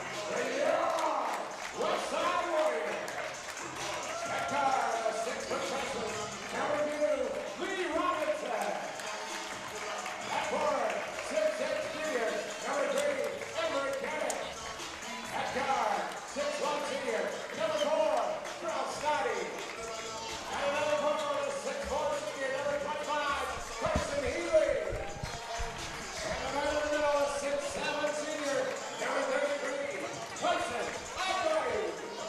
Right to the side, coach Chip Carter, assisted by Joe Carter, the numbers 15, Jason Sanderson, down from Carl Brown, Mike Keller, Rick Richard with 1 eye, 1 back. Welcome back here on the WTV Live Network. We got Tip coming up for you here on Valentine's Day. Westside and Buena Vista, the Warriors versus the Bison. It's going to be quite an up and down game. These teams like to push the ball and they like to shoot the three. Yeah, they do. It'll be a really good game. I'm looking at Carson Healy today. He got a team high 14 points at the win over Lincoln Southeast. I'm looking to see what he can do, keep that hot streak going for him. Yeah, he's been in the starting lineup last few games in favor of Donnie Barfield, who's been out with an injury. Hopefully Carson Healy can continue his streak from down in Lincoln last week. Westside will start it off. It's Lee Robinson, the freshman, who's done it all this season for the Warriors. Trell Sonati at the top in the corner. Carson Healy, he can shoot sometimes, and he knocks down the first one. Carson Healy continuing the hot streak from Lincoln earlier this week. How about that, Carson Healy? Great three to start the game, get his morale up, keep that mojo going. He's only been shooting about 20% from three, so he's struggled, but he's been getting hotter as we've gone down the length of the season. Here's Jarman in the paint off Lee Robinson's foot. Westside gets it. It's Emery Giddick in transition, and it's knocked away by Jarman, and it'll go out of bounds. Westside will retain with 32 on the shot clock. But I'm also seeing Carson Healy's going to be guarding L.C. Doss, the third. It's a big task for Healy tonight. Robinson at the top, gets it off to Healy, just knocked down the three. Giddick at the top. He wants a long two. His foot was on the line. And that's going to be an over and back on Tyson Oddvadi going for the offensive board. His first. He's got to be careful because Buena Vista likes to drive, and he's going to be in that help situation on defense. Can't commit too many silly fouls. Yeah, you said it pregame. Fouls are going to be key for Tyson Oddvadi. L.C. Doss is bringing up the ball right now. He likes to drive. Carson Healy is going to have a significant size advantage on Doss the third. Doss will drive over to his right hand, get in the paint, and Giddick's there. Tried to get a tie-up, can't get it. In the corner, it's Lual. Comes her off the screen at the elbow, looking to get it down low. He needs help, and Jarman is not there to clean it up. It's Snotty in transition, can't get it to go. Healy with the put back and one. 5 points for the Warriors, 5 points for Carson Healy. Great follow by Carson Healy. Huge bucket there. And a chance at the six early points right there, the putback layup. Carson Healy starting hot. Knocked down a three to start the game off for the Warriors for an old-fashioned three-point play, and he knocks it down. 6 for Carson Healy to lead the Warriors. I like what Westside did down on the defensive end. They let Doss drive to the baseline, and then they started to double team him. Don't let him inside the paint. Doss looking to get in the paint with his left hand. That's his dominant hand. Geddick's there on the help side with the block. It goes back. It's Luwal in the corner for 3. He nails it. Cuts the lead down to 3. Right there, just a crowd silencer by Luwal. Get Buena Vista on the board. Snoddy, Healy with all the points for the Warriors early. At the top, off to Robinson. Picks up his dribble. It's Geddick on the left wing. Drives back to the right. Turns around in the corner. Lee Robinson right back to Trell Snoddy. Carson Healy, he'll take the 3. Can he? No, 2 for 2. Rims in and out, no good. LC Doss with the board, and he'll quickly push for the Bison. Good shot there by Carson Healy. He was open, and he's been getting really hot as of recent. Not Jarman reverses to Doss at the logo. Thought about a deep 3, pump fakes, double teams coming. It's Oddbody shuffling his feet, kind of double teamed in the corner. Down low, it's Tucker underneath the basket, nearly turned over. And Jarman with 7 to shoot. He's going to drive to his right, comes back, elbow fadeaway jumper is good. It's a 1-point lead for the Warriors. Beautiful step back move on Carson Healy. Just got him running a little too much. Good move. Lee Robinson will go all by himself and cash with the layup. Right there, Robinson with us an answer for that good dribble drive of his own. LC Doss the third. Carson Healy has his hands full tonight guarding him. Drives to his left, comes around the corner, Partee, and he's blocked by Geddick, his second block of the game. For Luwal down low, Lee Robinson comes up with the loose ball. He's going to push behind his back, turns around. It's Oddbody, spins in the paint, layup no good. Right back the other way, it's Doss. Geddick can't get the block that time, and Doss gets the layup. And a quick timeout is called by LC Doss Jr., the second one in the family, and he's upset with the officials. Early timeout by him. Yeah, I don't know why he was. I think he may have wanted a foul there on his son, but still, 8-7 advantage. We'll keep it rolling here. LC Doss, the head coach of the Bison, he's been bouncing around, and he knows basketball, Hunter. He was a junior college All-American in college, went on to play Division I basketball at Eastern Illinois. He was an All-State here in his hometown in Omaha at the Benson High School here in Omaha. And then he was assistant at Millard South for a couple of years while being the athletic director at Jesuit Academy. And that's where Lee Robinson came from for the Warriors. But nonetheless, the Bison burn an early timeout, not quite midway through the first quarter. Yeah, I'll just give both teams an opportunity to talk about what kind of play they want to run. It's been a little slow offensively, other than Carson Healy nailing some key buckets. Yeah, he's got 6 of the Warriors' 8. Westside just needs to find a way to penetrate the paint a little more, do a little in-out action, get some open looks at threes. They're in the zone that Buena Vista is running. They're having open looks. They're just closing out really well. Westside will keep the 5 starters in, and Buena Vista goes with a similar approach, but instead Junior Bannister will come in and be the lone sub for the Bison. 2-3 zone stays on for Buena Vista. Westside looking to extend the lead. Lee Robinson cut off, trying to go baseline. Trell Snoddy into the elbow, gets into the paint, tough layup, no good. Oddbody with the rebound, hook shot, no good. Westside goes 0 for 2 on the possession. Bison with a chance for the lead. It's down to Bannister on the baseline, trying to save it. Geddick comes up with it. He's going to drive down the left side, cross-court pass to Healy, who loses it but gets it back. Robinson at the top of the key. Pump fakes a 3. Right wing into the corner for Carson Healy. Has 6 of the Warriors' 8. Top of the key. Wide open. Lee Robinson for 3. Nothing but net. And the Warriors lead 11-7, 3:40 left to play here in the first quarter. Immediately, he looks over at his former AD, LC Doss II, and they just gave each other a mutual stare. LC Doss crosses over, gets into the paint, spin move, draws contact, no foul call. Lee Robinson to push. He's got numbers. He's going to keep it himself. Euro step off to Trell Snoddy, who gets it stripped away, and Jarman will push for the Bison. He's going to slow it down. Crossover once again with a behind-the-back dribble for a jumper. This time it's no good. Healy to push. Cross court. Lee Robinson wants another triple. He can have it from the left wing. How about Lee Robinson? Have yourself a day. Already 14 points for Westside, and most of them coming from three. Partee into the paint, jump stop, under, can't get it to go with the up and under. Westside with a 7-point lead, they push.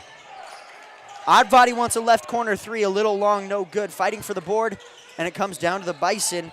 It's Bannister with the rebound. Doss the third, pushes up, guarded by Carson Healy, getting it on the block to Jarman. Goes cross court, Bannister with a triple, no good. And Lee Robinson skies for the board. I would like to see a Lee Robinson heat check here. Here it is, Lee Robinson heat check. Just a little bit short on that one. And the Bison come down with the rebound. Jarman crosses over. He's had a couple of jumper attempts. This one, a lot of contact. Can't get the layup to go, and that foul's gonna go on Carson Healy. He's been busy on the defensive end guarding LC Doss. That time he was matched up against BJ Jarman. He commits his first personal. Westside put in some subs after these free throw attempts. What I'm seeing here is, especially from LC Doss, he just lowers his shoulder and goes in like a running back. And then he looks up right as he's under the hoop for a layup or just to dish it away. And then for somebody else like BJ Jarman, he's a little bit more heads up. He usually kind of steps back and takes the mid-range, and he can hit those. 3 new players in for the Warriors. Carson Healy stays out after committing his first personal. Jarman knocked down his first one for his 99th free throw attempt of the year, and he knocks it down, 2 for 2 for BJ Jarman. Warriors still with a 5-point lead. 2 minutes left to play here in the first quarter. Monte Brown around London Dada. He's been on a hot streak as of late, especially from 3. Miscommunication. Lee Robinson loses it. Bison will get the ball back.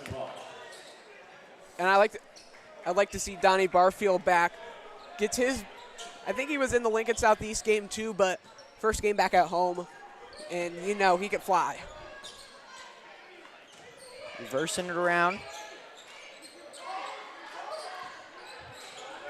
Gets it into Doss in the corner. He's backing down Healy, goes cross court. Baseline drive into the corner. It's Jarman. He creates space and gets blocked by London Dada from behind. And the second chance opportunity for Zaire Partee is good. Bison are doing a really good job on the offensive glass, getting those second chance points, really putting Westside in a stranglehold. Dada on the right wing, goes right back to Lee Robinson at the top. Back and forth game, London Dada, a triple in the hoop. London Dada continues his hot streak from 3 with his first one of the game. London Dada's been hot, and right there, a good start to his day. Dada shooting nearly 50% from 3 right now. And here comes Brendan Reeves. Doesn't get a lot of minutes, but we've been saying all season he might be the best defender on the team, Hunter. Second foul on Carson Healy. That's so going to be very costly as he's been matched up on LC Doss all afternoon. he draws a lot. LC Doss draws a lot of fouls. We can see in his free throws, 176 on the year. First in Class A in free throws made. He shoots it really well. 77% shooter, 177th free throw attempt for him. He's knocked down 137 of them. That's a lot of free throws. Now Brendan Reeves has to come in for Carson Healy. He's frustrated. And I would imagine we'll see Brendan Reeves, the Gretna East transfer, matched up with LC Doss, who just missed that free throw. Dada to Monte Brown. Into the corner for Donnie Barfield. They'll reverse it back, goes cross court to Dada. Around the arc we go. Into the corner, Donnie Barfield settles for a 3, and it's good. Westside up to 20, 8-point lead.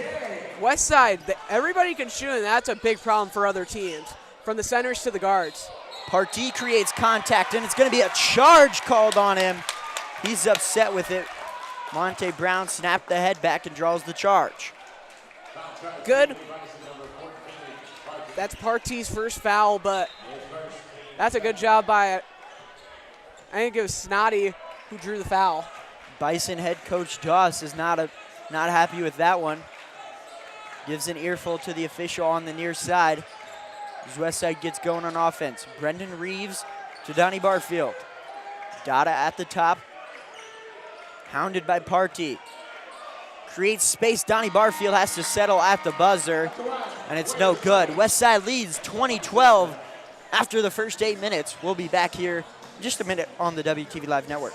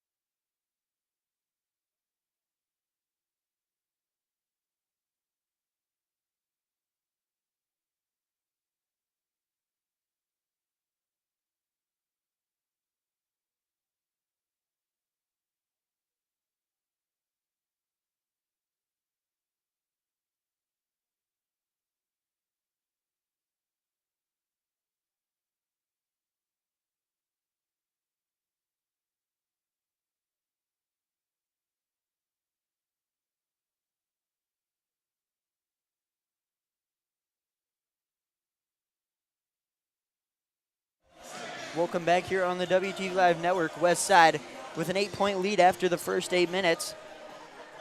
Buena Vista will start with the ball coming out of the break.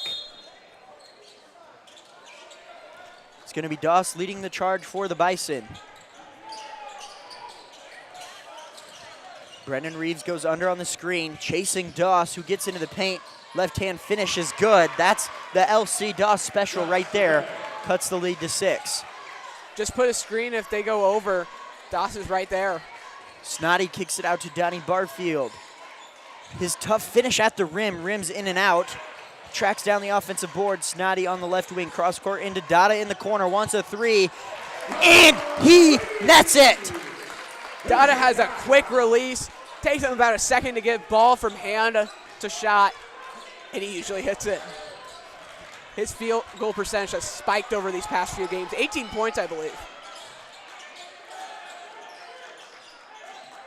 Buena Vista slows it down. It's BJ Jarman on Donnie Barfield. He steps back, thought about the 3, goes to his right. Can't get the finish. No foul will be called. He's upset with it. And a technical foul is going to be called on BJ Jarman after he got upset with the no call. And London Dada is going to go to the line to shoot the technical free throws. He's the best free throw shooter on the team at 93%. You really want a 90% free throw shooter shooting these shots. One of the best free throw shooters in all of Nebraska, especially here in Class A. First one rims in and in.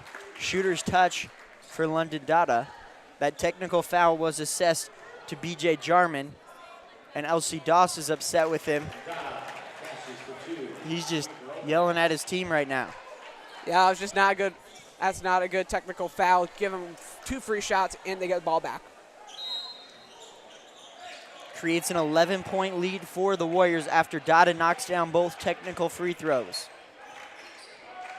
Chance to put up 4 or even 5 with a 3 on this possession.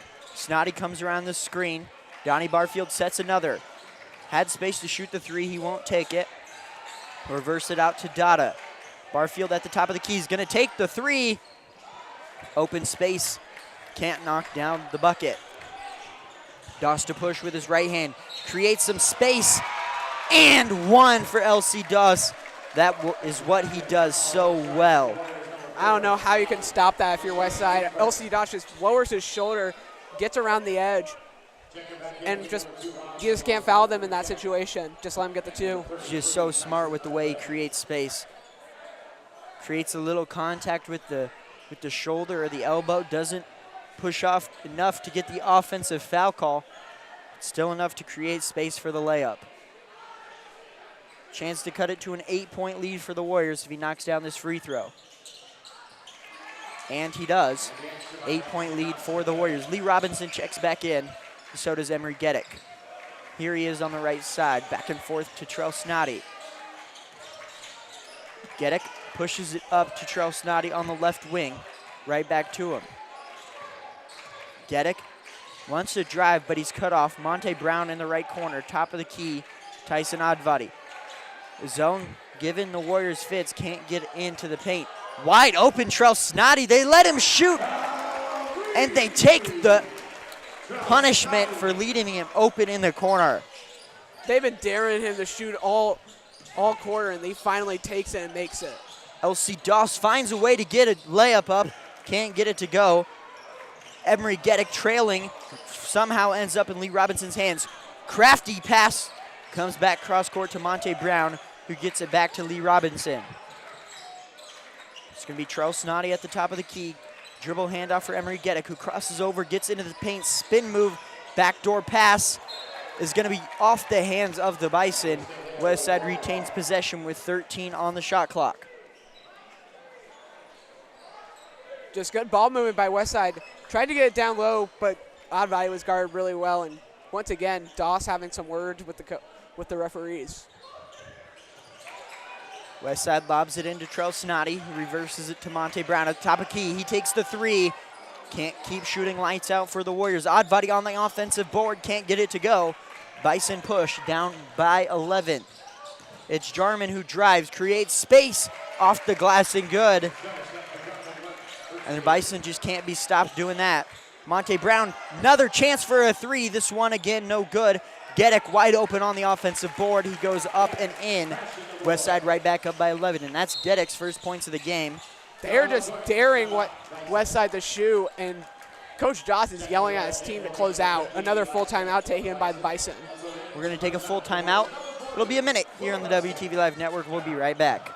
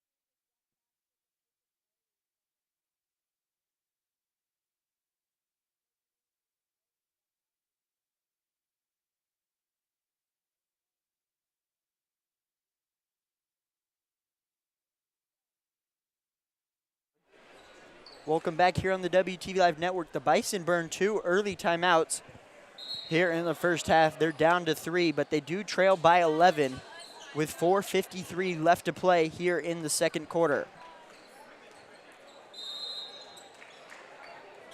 Bison looking to get some offense going, but I think what they need to focus on is getting some stops on the defensive end. Westside goes to their matchup press all the way out to the full court line. And they'll push all the way out on LC Doss. Now it's Jarman in the corner. Right back to Doss all the way across court. High hands for the Warriors. It's Geddick and Dada. Doss splits the double team to Jarman. Into the corner, Partee takes the three off the front rim, no good. Geddick's gonna push 1-on-3. He's gonna take it himself, and a charge is gonna be called in transition. Throws up his hands, doesn't understand the call. I think he wrapped his hand around trying to create space. Yeah, he was a bit confused. May have gotten a little too handsy when he went up for the shot. Even Simon says he pushed off. Not going to argue that call. And Doss will walk it up the floor with just over 4 minutes left to play. Westside all the way out to half court with high hands. Doss tries to split a double team, loses it, gets it back on the left wing. Comes into the paint, creating space, takes a floater, and it's good. And that's what LC Doss is so good at right there. Lee Robinson, London Dada for three.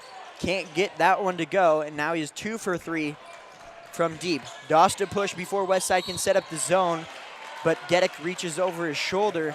And that's 2 quick fouls on Emery Geddick. And now Carson Healy's going to check in for him, but Healy has 2 fouls as well. He's got to be smart. Can't pick up his third. We saw it in the Miller North game. Geddick picked up a few quick fouls, and in the fourth, he got his fifth foul, including a tech, which put Westside, got Miller North 2 points they loved in the end of the game. It's a little harder to foul here in the zone. Will Preston anchoring it down low, settling his Jarman for three, and that bounced off the shot clock, so it's going to be out of bounds. Westside will get the ball. Don't see many that hit the shot clock that directly. But for Westside, just got to bounce back, get some more good offensive possessions, and turn that into defense. It's zone versus zone, the two defenses. Will Preston with the pick and roll. It's off to Trell Snoddy. Healy in the corner. He's knocked down a three-pointer already. Will Preston reverses. It's Lee Robinson. Right back, cross-court pass to Trell Snoddy, who kicks out. Dada wants another three. This one goes, and he's 3 for 4 to start the game with 11 points. Dada, have yourself a day. Three threes already.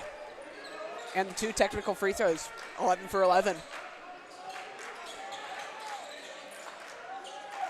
At the top, and he traveled. That one's going to go against Zaire. Party took a few too many steps. Once again, defense into offense. Take this turnover, put it into some points. London Dada's posted up in the left corner. Healy comes to get the ball, reverses it to Will Preston. Lee Robinson floats to the left, into the corner. Healy, he drives baseline. Wrap around pass to Will Preston, who draws the foul. Crafty pass from Carson Healy will get Will Preston 2 free throws. The Warriors still lead by 12. Will Preston doesn't get a lot of minutes, but with a little bit of foul trouble for him, the Warriors, he's been playing a little bit more. Yeah, he's been having a more important role on the team, especially on the defensive end. He's the tallest player. Tallest player at 6'8" for the Warriors. Good to get him some action. Second free throw rims out. Brennan Reeves to check in at the next ball for the Warriors. LC Doss looking to get in the paint against Carson Healy. And he's rejected by Will Preston. That's why he's in right there. He's going to be so good on that help side with his length. Carson Healy checks out. He has 2 fouls, so just got to be mindful before the break. Brennan Reeves takes his spot, one of the best defenders on this team. Got to give credit to Carson Healy as well. Minus those 2 fouls, he's had quite a night, especially on this defensive end. Into the space, Jarman, backdoor pass is fumbled away by LC Doss. Turnover on the Bison.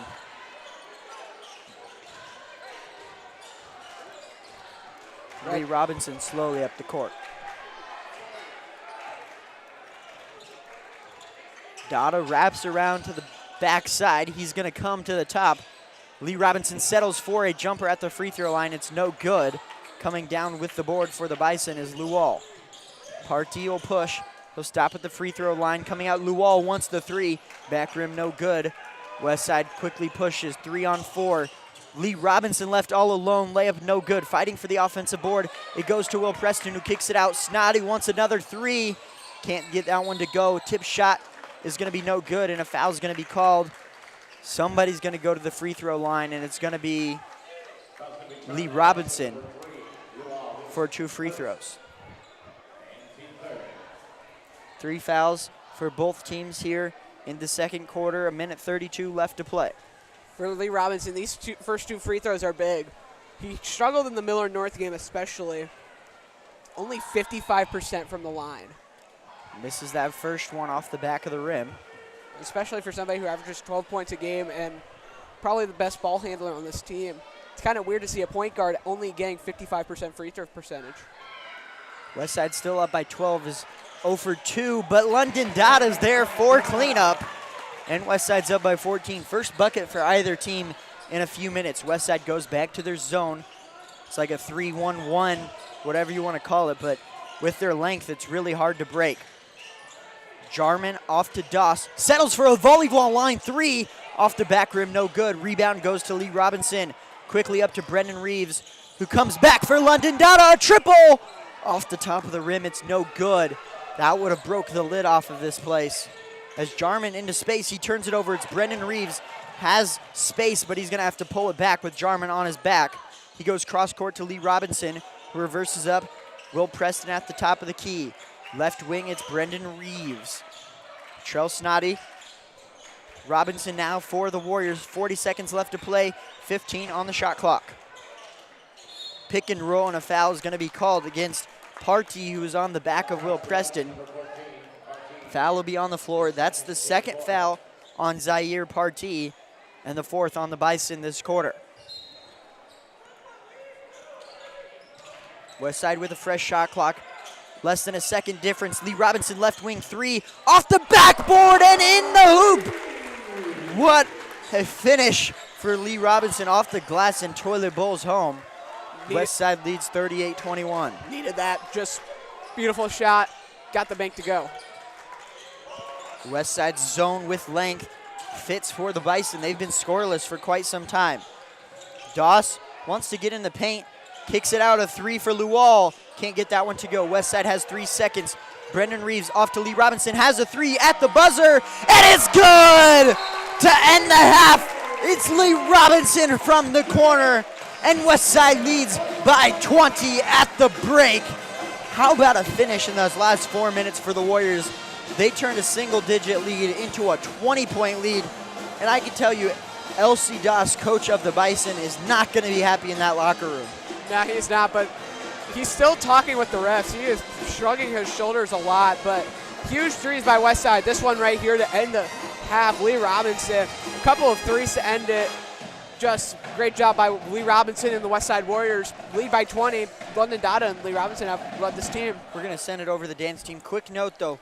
Coach Doss just got finger pointed to the locker room by the officials. Something to keep an eye on heading into the second half. But we'll head it over to the dance team for halftime entertainment. We'll be back in 10 minutes on the WTV Live Network.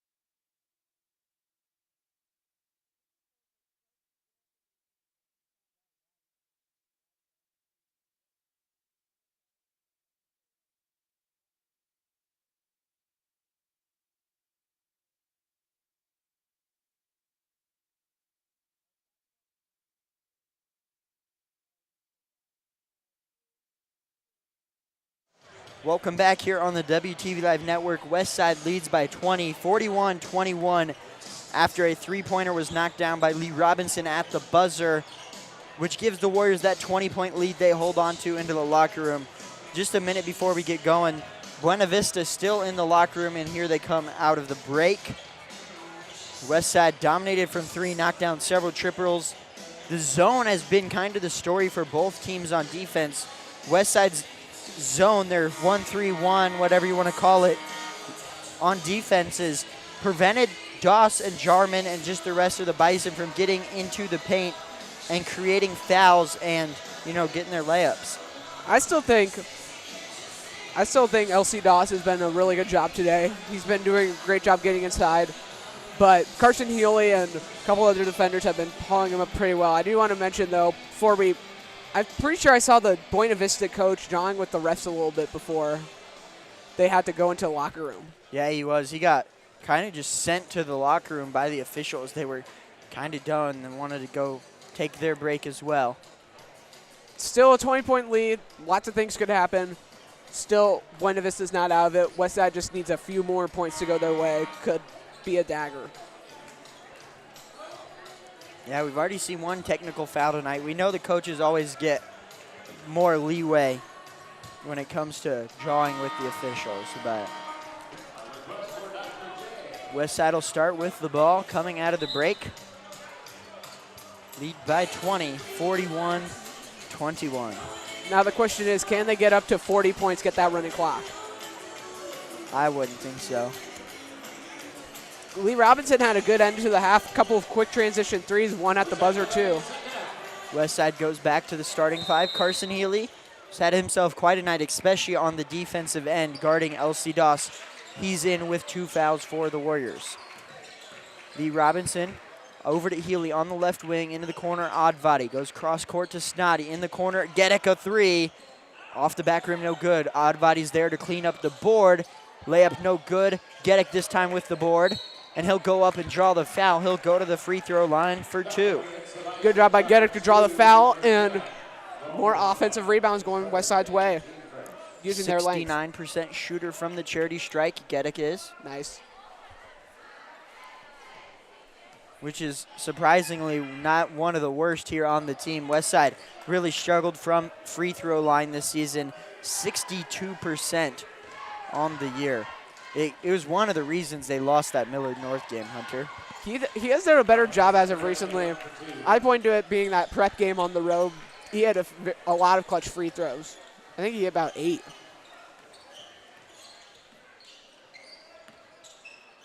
Here come the Bison with their first offensive possession. Into the paint. Layup is good on the drive for B.J. Jarman. Good start to the half for Buena Vista. Get some offensive possessions going your way. They stay in their zone. Here's Healy off to Gedek. This time he takes the 3. Short-armed it. It's no good.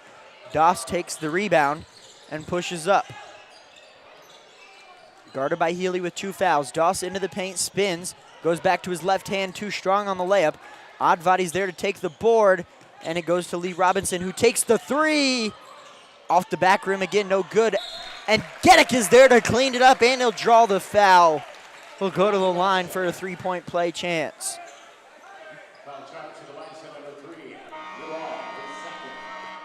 That is absolutely huge. Gedek already had a putback that drew a foul, and already another opportunity at the free throw line convert the 3-point And how play. about that defense on the other end? Doss got to his spot on the left side and just pushed it strong, courtesy of the Carson Healy defense. Been doing a better job as of recently, especially on the defensive end. That's kind of his strength, defense and hustle. He's done a lot of good job with that. And if he can put some offense together along with it, he can be one heck of a player. Doss at the logo. Bison trail 45-23. Jarman around the corner, who gets into the paint, jumps over the block, and it's just ripped away by Lee Robinson. Hits it up into the corner for Healy, who drives baseline. He's cut off, but goes up with his left hand. What a finish by Carson Healy, and he's got 8 points here tonight. Just a little baseline drive. Got to a spot on the block. Just put it in there. Nothing you can do to stop it. Westside goes back to their zone with their high hands and trapping the ball. Carson Healy at the point. It's Jarman who goes to Doss on high-low on the elbow, who spins into the paint, and he's fouled. That one's going to go against Lee Robinson. 2 more free throws coming for LC Doss III. I'm surprised they put Trell Snoddy originally on LC Doss, but does a good spin move to get away from Avadi. 2 shots coming up. LC Doss leads Nebraska when it comes to making free throws. Knocks down his first. He's made a lot of free throws. I believe that was his 180th on the season. That's a lot of free throws. Still trails by 23, the Bison do. Chance to make it 22. Knocks down that one. 2 for 2 for LC Doss. Still a 22-point lead for the Warriors. Snoddy in the corner, reverses Carson Healy. Left wing 3, high arcing, and it floats home. 2 3-pointers tonight for Carson Healy, and he's starting to get his touch back from last season. Yeah, it was big. Another big 3 he blew. A kiss to the student section, showing them I'm back. And that's going to be a turnover by the Bison, once again, due to the Carson Healy defense. And Westside doubling up the Bison. They are up by 25. Healy spins, who kicks out, wants the assist to Snoddy. Can't get that one to go. Gedek climbs the ladder for the offensive rebound. Healy in the corner. Can he get another one? That one's off the back rim, no good. And this one goes to Jarman. He'll push one-on-one. Jumps across. Layup is no good. Offensive attempt on the rebound. This time he's fouled. He'll go to the line for 2. Odd body with his second, so maybe a little bit of foul trouble from that, but nothing major. Jarman just need to get Buena Vista back up and running. First one off the back rim, no good. Jarman shoots 76% from the line. That was his 100th free throw attempt of the year.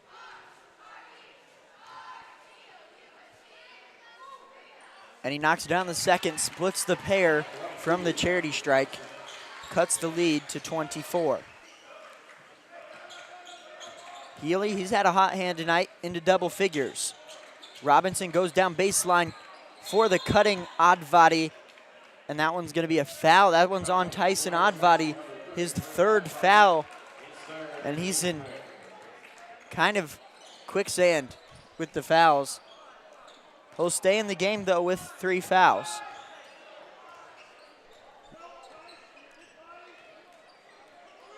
It's Jarman, guarded by Snoddy. Comes to the top for Mo Mohammed. He drives to the right side, pulls it back. Healy denies Doss the ball. Still Mohammed around the corner. Double team comes and knocks it out of bounds with 10 to shoot, Bison ball.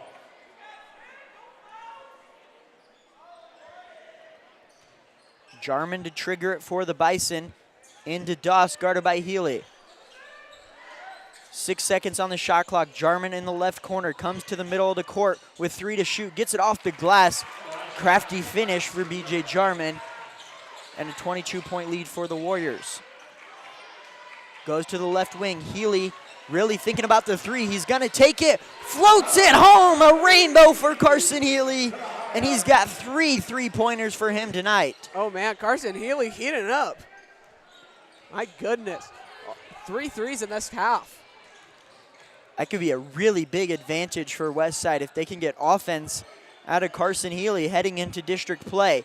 That 3-pointer is airballed, and it goes down to Lee Robinson, who goes down low for Gedek, and he tries to dunk it, but gets the layup to go, and that's going to be a foul. He'll have another chance for an and 1.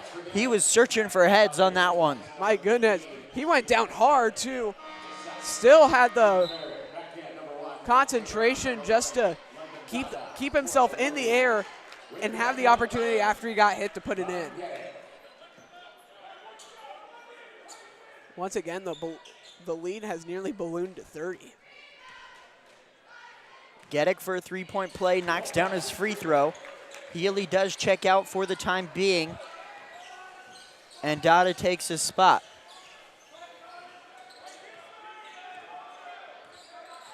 going to be Doss at the top of the key. He's going to pull back, thought about the three. Dada denies it. Jarman on the left block, guarded by Gedek. He's going to step back deep two. Off the back rim, no good. Board goes down to Smith, who turns it over. And now Will Preston to check into the ball game for Tyson Advadi, who has 3 fouls. That'll give Westside some huge advantage on the offensive glass with Preston and Gedek both on the floor.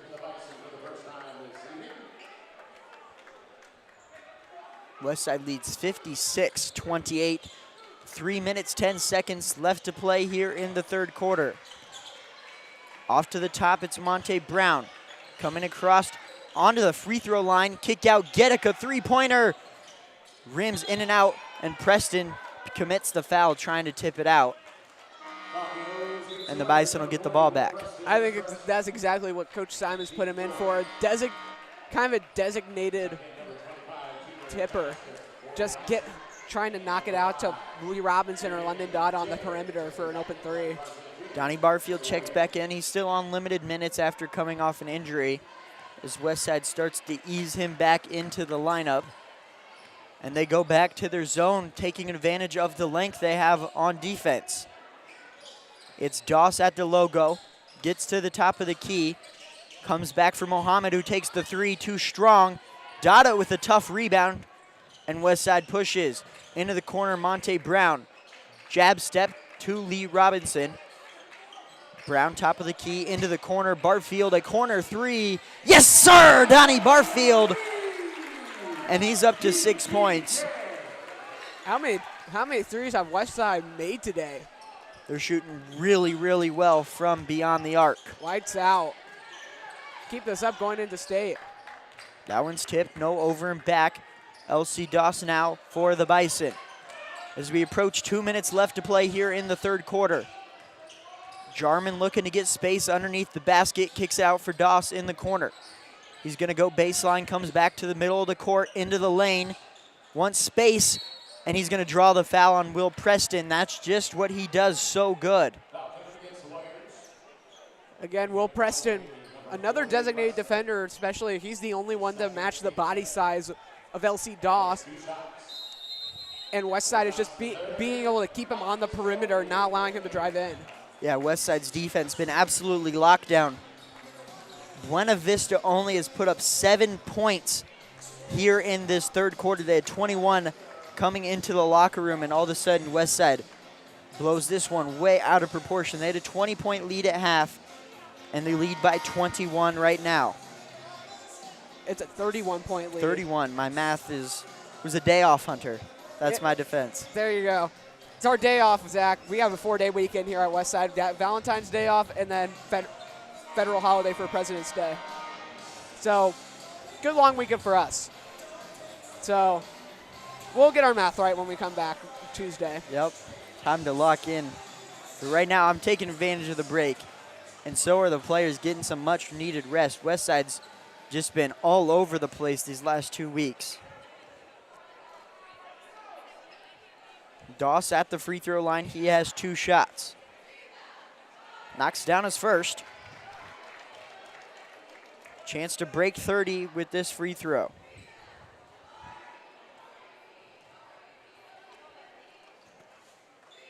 And he short-armed it, so remaining at a 30-point lead for the Warriors.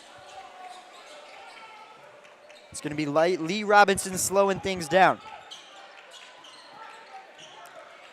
Donnie Barfield right back to Lee Robinson.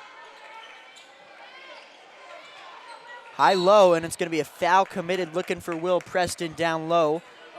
Bison's 4th foul of the quarter.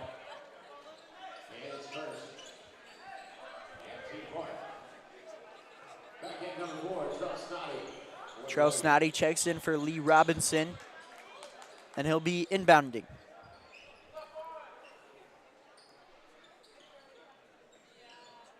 Donnie Barfield into the corner. Monte Brown comes to get it. Snoddy comes to get it at the top. Back to Monte Brown. Gets into the paint, a lot of contact. Floater off the glass, no good. Preston with the putback. His first points of the night. Westside back into their zone on defense.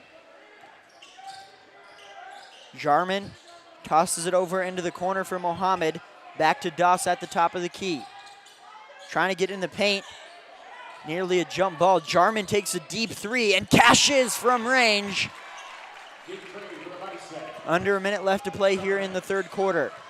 Monte Brown into the corner. Double team comes. He quickly gets it out. Barfield at the top. Once again, a zone for the Bison. Monte Brown will take a three. Can't get the answer to go. Good rebound by Jarman, and he'll push with just over 30 seconds left to play. Doss with the deep three. Back-to-back threes for the Bison. And it's a 61-35 point lead. Brennan Reeves will rock back to the bench. He was about ready to check in, but Simons is just going to say check in at the break, I imagine. Snoddy with a tough finish and one at the rim. Chance to answer one of the three-pointers, and here comes Brendan Reeves. I think they just wanted him for his defensive presence. And they'll check him in for that. Going to check in for Johnny Barfield Jr. Westside leads 63-35. Charles Snoddy a chance to answer one of the three-pointers just made by the Bison. Old-fashioned three-point play. If the free throw goes, and it does. 15 seconds for the Bison before the quarter ends. It's Mohammed with 10. All the way out of the volleyball line. Over to Jarman on the right wing. 5 to shoot. Into the corner. It's Jarman. He's stuck double team. He has to toss it up. And that one's going to be no good. Westside leads 64-35. What a great job on defense for the Warriors in that quarter. And they blow this one out. 64-35. We'll come back in a minute here on the WTV Live Network.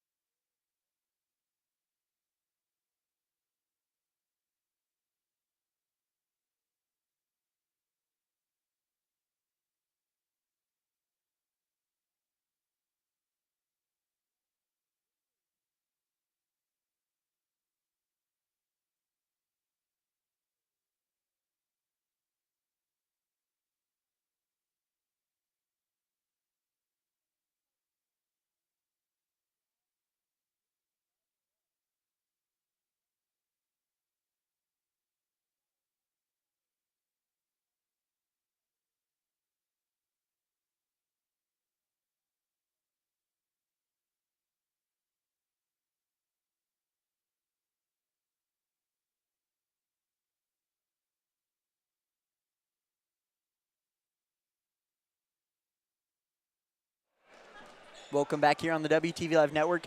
64-35 lead. Westside knocks the Bison out of the water in the third quarter. Buena Vista gets it inbounded. And Doss at the logo. Coming back. Thought about the deep three, Doss did. Instead, he goes into the corner, and that three no good. Healy comes down with the board. Wolf comes by, steals it, loose ball. Lee Robinson picks it up, and he'll go. Lee Robinson pulls back with the step back into the paint, and he draws the foul. 2 free throws coming up for the freshman. This freshman got some moves. And another opportunity at the line. He just needs some more free throws to fall for his way. Just the first as the quarter just started. Robinson at the line for 2 free throws. Knocks down the first, and it's a 65-35 lead for the Warriors. I must say, for Coach Doss, as his athletic director at the Jesuits Academy, not doing a very good job of defending. He's been really hot today. Westside leads by 30, just over 7 minutes left to play here in the game. Westside in transition, 3-on-1. It's Gedek who loses it, and it's going to be Westside basketball with 7:18 left to play in the game. Original 5 starters in for the Warriors. Whistle's going to be blown. And we have a quick stoppage of play, and we'll get ready to go. And now the clock started unexpectedly. I think it should be 7:18 and 31 on the shot clock. It resets Yeah, it 7:18. to 7:18 on the game clock. 3 seconds didn't hurt anybody. And back to 31 on the shot clock.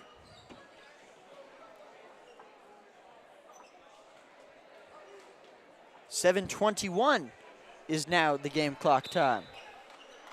We get some seconds back. Healy on the left wing for the Warriors. Looking to get it down low and put the ball on the floor to Lee Robinson. Right back. Gedek on the dribble, handoff at the top of the key. Lee Robinson quickly down low for Oddvadi, who creates space and is fouled down low.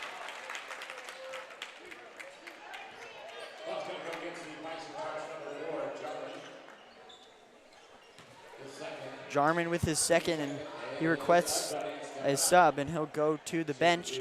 Taking his spot will be Elijah Smith after this first free throw from Tyson Oddvadi. Westside's finding good answers to just get into the paint, being able to get in, get out, and then have Lee Robinson, Carson Healy, Emery Gedek, anybody actually, just to shoot the three. Mostly everybody on the team can shoot.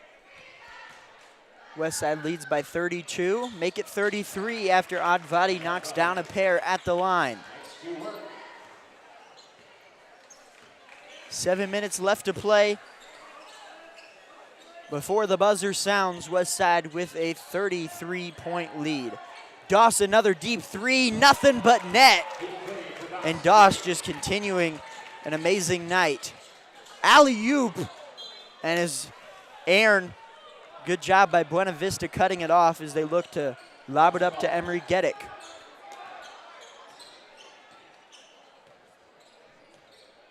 Doss, just big tonight for the Bison. Here he is, guarded by Healy, who's done a great job on defense against Doss the third. Jarman, the other leading scorer for the Bison, turns that one over, pokes it away. It will stay with the Warriors. Westside has been playing great defense today. They usually allow 55 points per game to opposing teams, but Buena Vista averages 60 a game. So with them only being at 38 tonight, just pretty good for them. They've turned to their zone that they kind of just take advantage of all the length and size they have on defense. Here's Lee Robinson from three. Just short-armed that one. It's no good.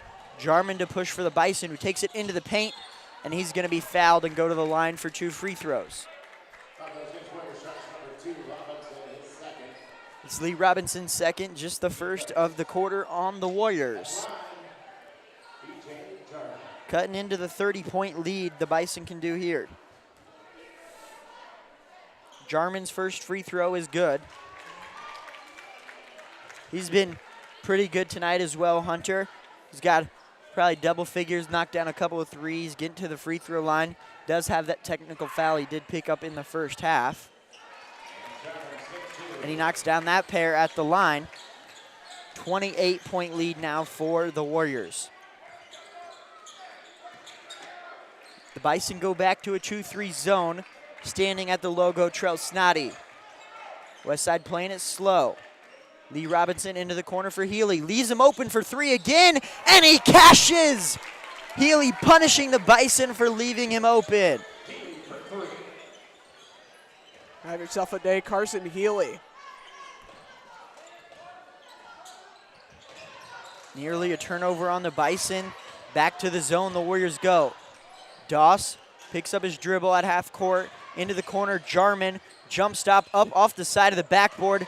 Coming down with the ball is Smith. Doss thought about another deep three. Pulls it down. 8 on the shot clock. It didn't reset. Doss spins. Gets into the lane. Euro step is blocked. Snotty comes down with the rebound. Westside with numbers into the post. Trell Snotty keeps it himself. Another and one for Trell Snotty.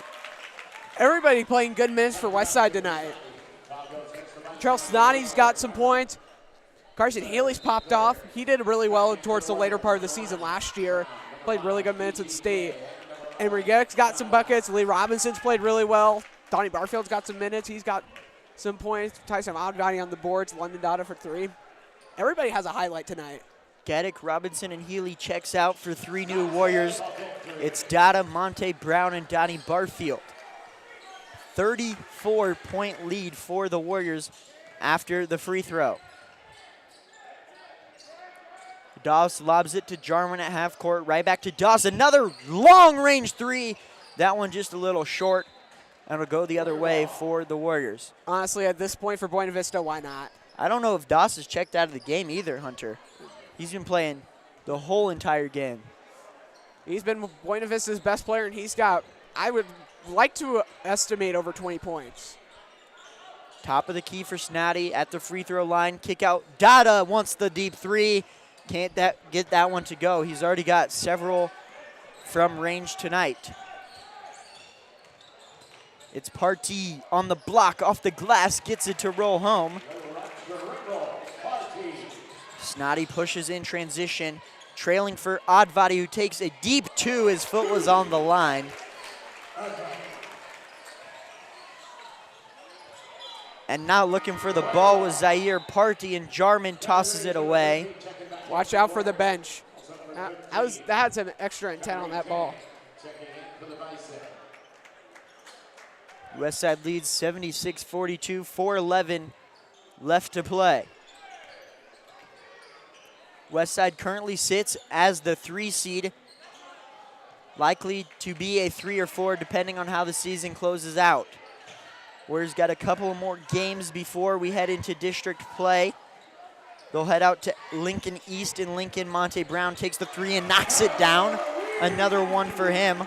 And then they have Elkhorn South back at home next Saturday, a week from tomorrow, and that will as well be senior night back at home, last game of the year for the Warriors here at Jim Tangdahl Court. Layup is no good for the Bison. Westside pushes. Monte Brown takes a free throw line jumper, rims in and out, no good. Bison to push with LC Doss. Doss draws the foul and will go to the line. Unlike the girls' team, Hunter, Westside loses a lot of key pieces for the boys. But they also have talent that they'll be able to reload with. Leaving for the Warriors this season due to eligibility, finish their high school, will be graduating, will be Trell Snotty. He's a starter. And Brendan Reeves, only 1 year after he transferred from Gretna East. Desmond Cole doesn't play a whole lot, so not a big loss for the Warriors. Carson Healy and Tyson Oddbody as well were both 2 players that have played significant minutes. 2 big losses for the Warriors, but they still do have a lot of talent coming back, especially freshman Lee Robinson. Emery Geddick has another year. Monte Brown will be able to step in to handle the ball as well. Donnie Barfield, who's a double-digit scorer this season, as LC Doss knocks down that free throw. So Westside loses a lot of key pieces, but they're still in good hands. Yeah, if Coach Simons can reload, get a couple transfers in, it'll be another good year for Westside. Jack Hawkins on the right elbow gets into the paint. Layup off the glass is good. Westside breaks 80 with 3 minutes left to play. Hawkins with his first points of the night and his first minutes. I do not know how many times Westside's cracked 80, but it's been a baker's dozen of times, very few.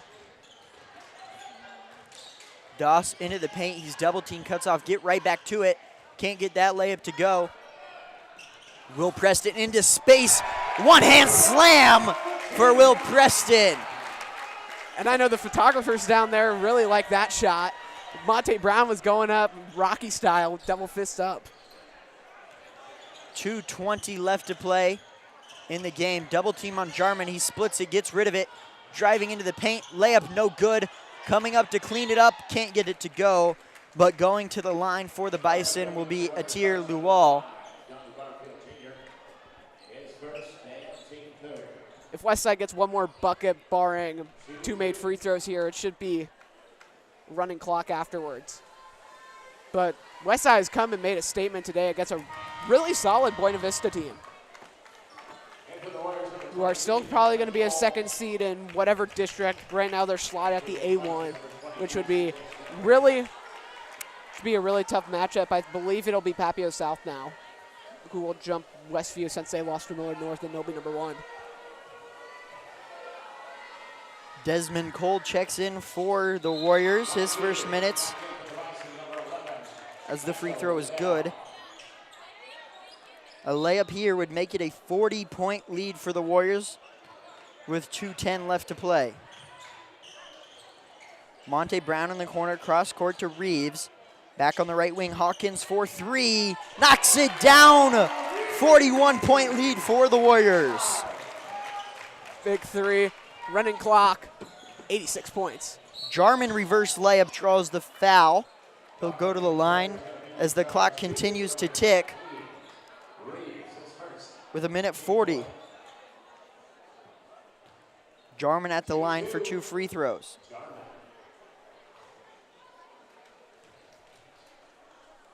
(86-45), make it 86-46 as the clock slowly continues under 1:30.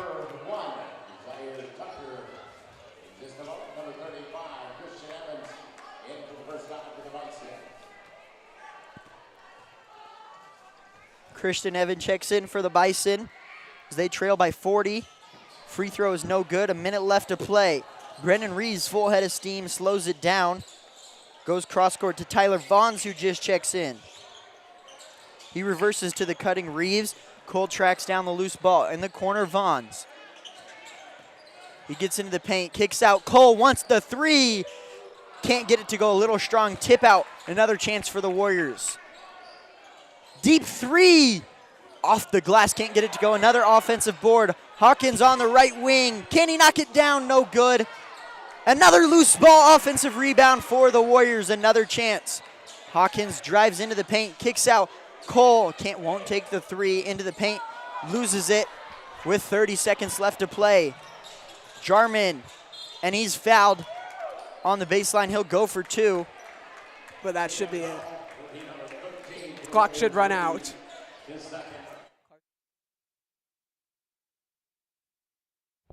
The clock will continue under 5 seconds as the free throws will end the game. First one is good for Jarman. Cuts the lead to 39. Clock expires, free throw will count. Makes it a 38-point lead for Westside. They win 86-48. Stick with us. Player of the game interview coming up. It'll be his first one of the season. Just wait and see who it is. If you've been watching all game, you might know who it is. Great defense from the Warriors. Hold Buena Vista to 48 points. They win by 38. Once again, player of the game interview coming up. So stick with us. We'll be right back.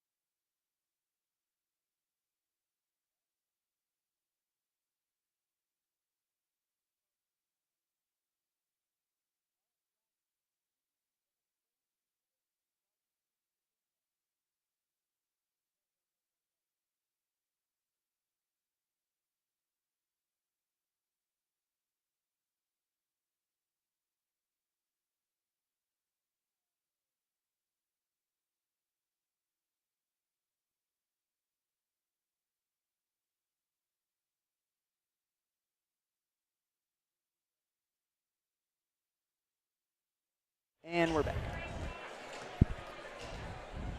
Hello, ladies and gentlemen. Welcome back to the WTV Live Network. I'm here with player of the game, Carson Healy. Got your shooting touch back. Started to knock down a couple of threes. How does that feel? I did. It feels pretty good. You know, not the shooting year like I've hoped for, but, you know, I've been feeling it in practice. Good to finally, have it here, especially at Westside. And then you guarded really well up on LC Doss. One of the best scorers, likes to get to the line. How hard was it to guard him, and how did you feel on the defensive end? He's a tricky one because he likes to get to the rim, but he also likes to draw the fouls. I would say it's a lot more – it's easy to say I played good defense, but it's a lot easier for me to say my teammates helped me a lot just because forcing him to the paint. Tyson there always for blocks, and same thing with Will. Shout out to Will. He's had a pretty good end of the year, but yeah, it's always good when you got good rim protectors. And then talk to me a little bit about the zone you guys run. It was really deadly against the Bison tonight, caused a lot of turnovers. You just kind of take advantage of all the length on this team. Kind of talk through that zone a little bit. For sure. Like you said, we got really big players. Emery, really long players. Just it's a lot better to slow the game down sometimes and not just have to play man-to-man. But, yeah, good game plan. Shout out to the coaches. And you guys coming down the home stretch, only 2 games left, one at Lincoln East this midweek, and then you come back a week from tomorrow for senior night against Elkhorn South. What do you guys have to do going down the stretch to secure your district hosting spot? I would definitely just say stay locked in. Can't get too, wrapped in of I know the playoffs are coming, all that stuff. Got to look forward to state. But I would just say securing our spot, definitely trying to be 1 or 2 going into districts and not getting too ahead of ourselves in that sense. Thank you so much, Carson. Thank you all for listening tonight. I'm Zach Kastrick here with our player of the game, Carson Healy. Stick with us. We come back for the last game of the year for the girls next Tuesday. Have a great night, everyone. Thank you for tuning in. Yeah, appreciate it. Hold on.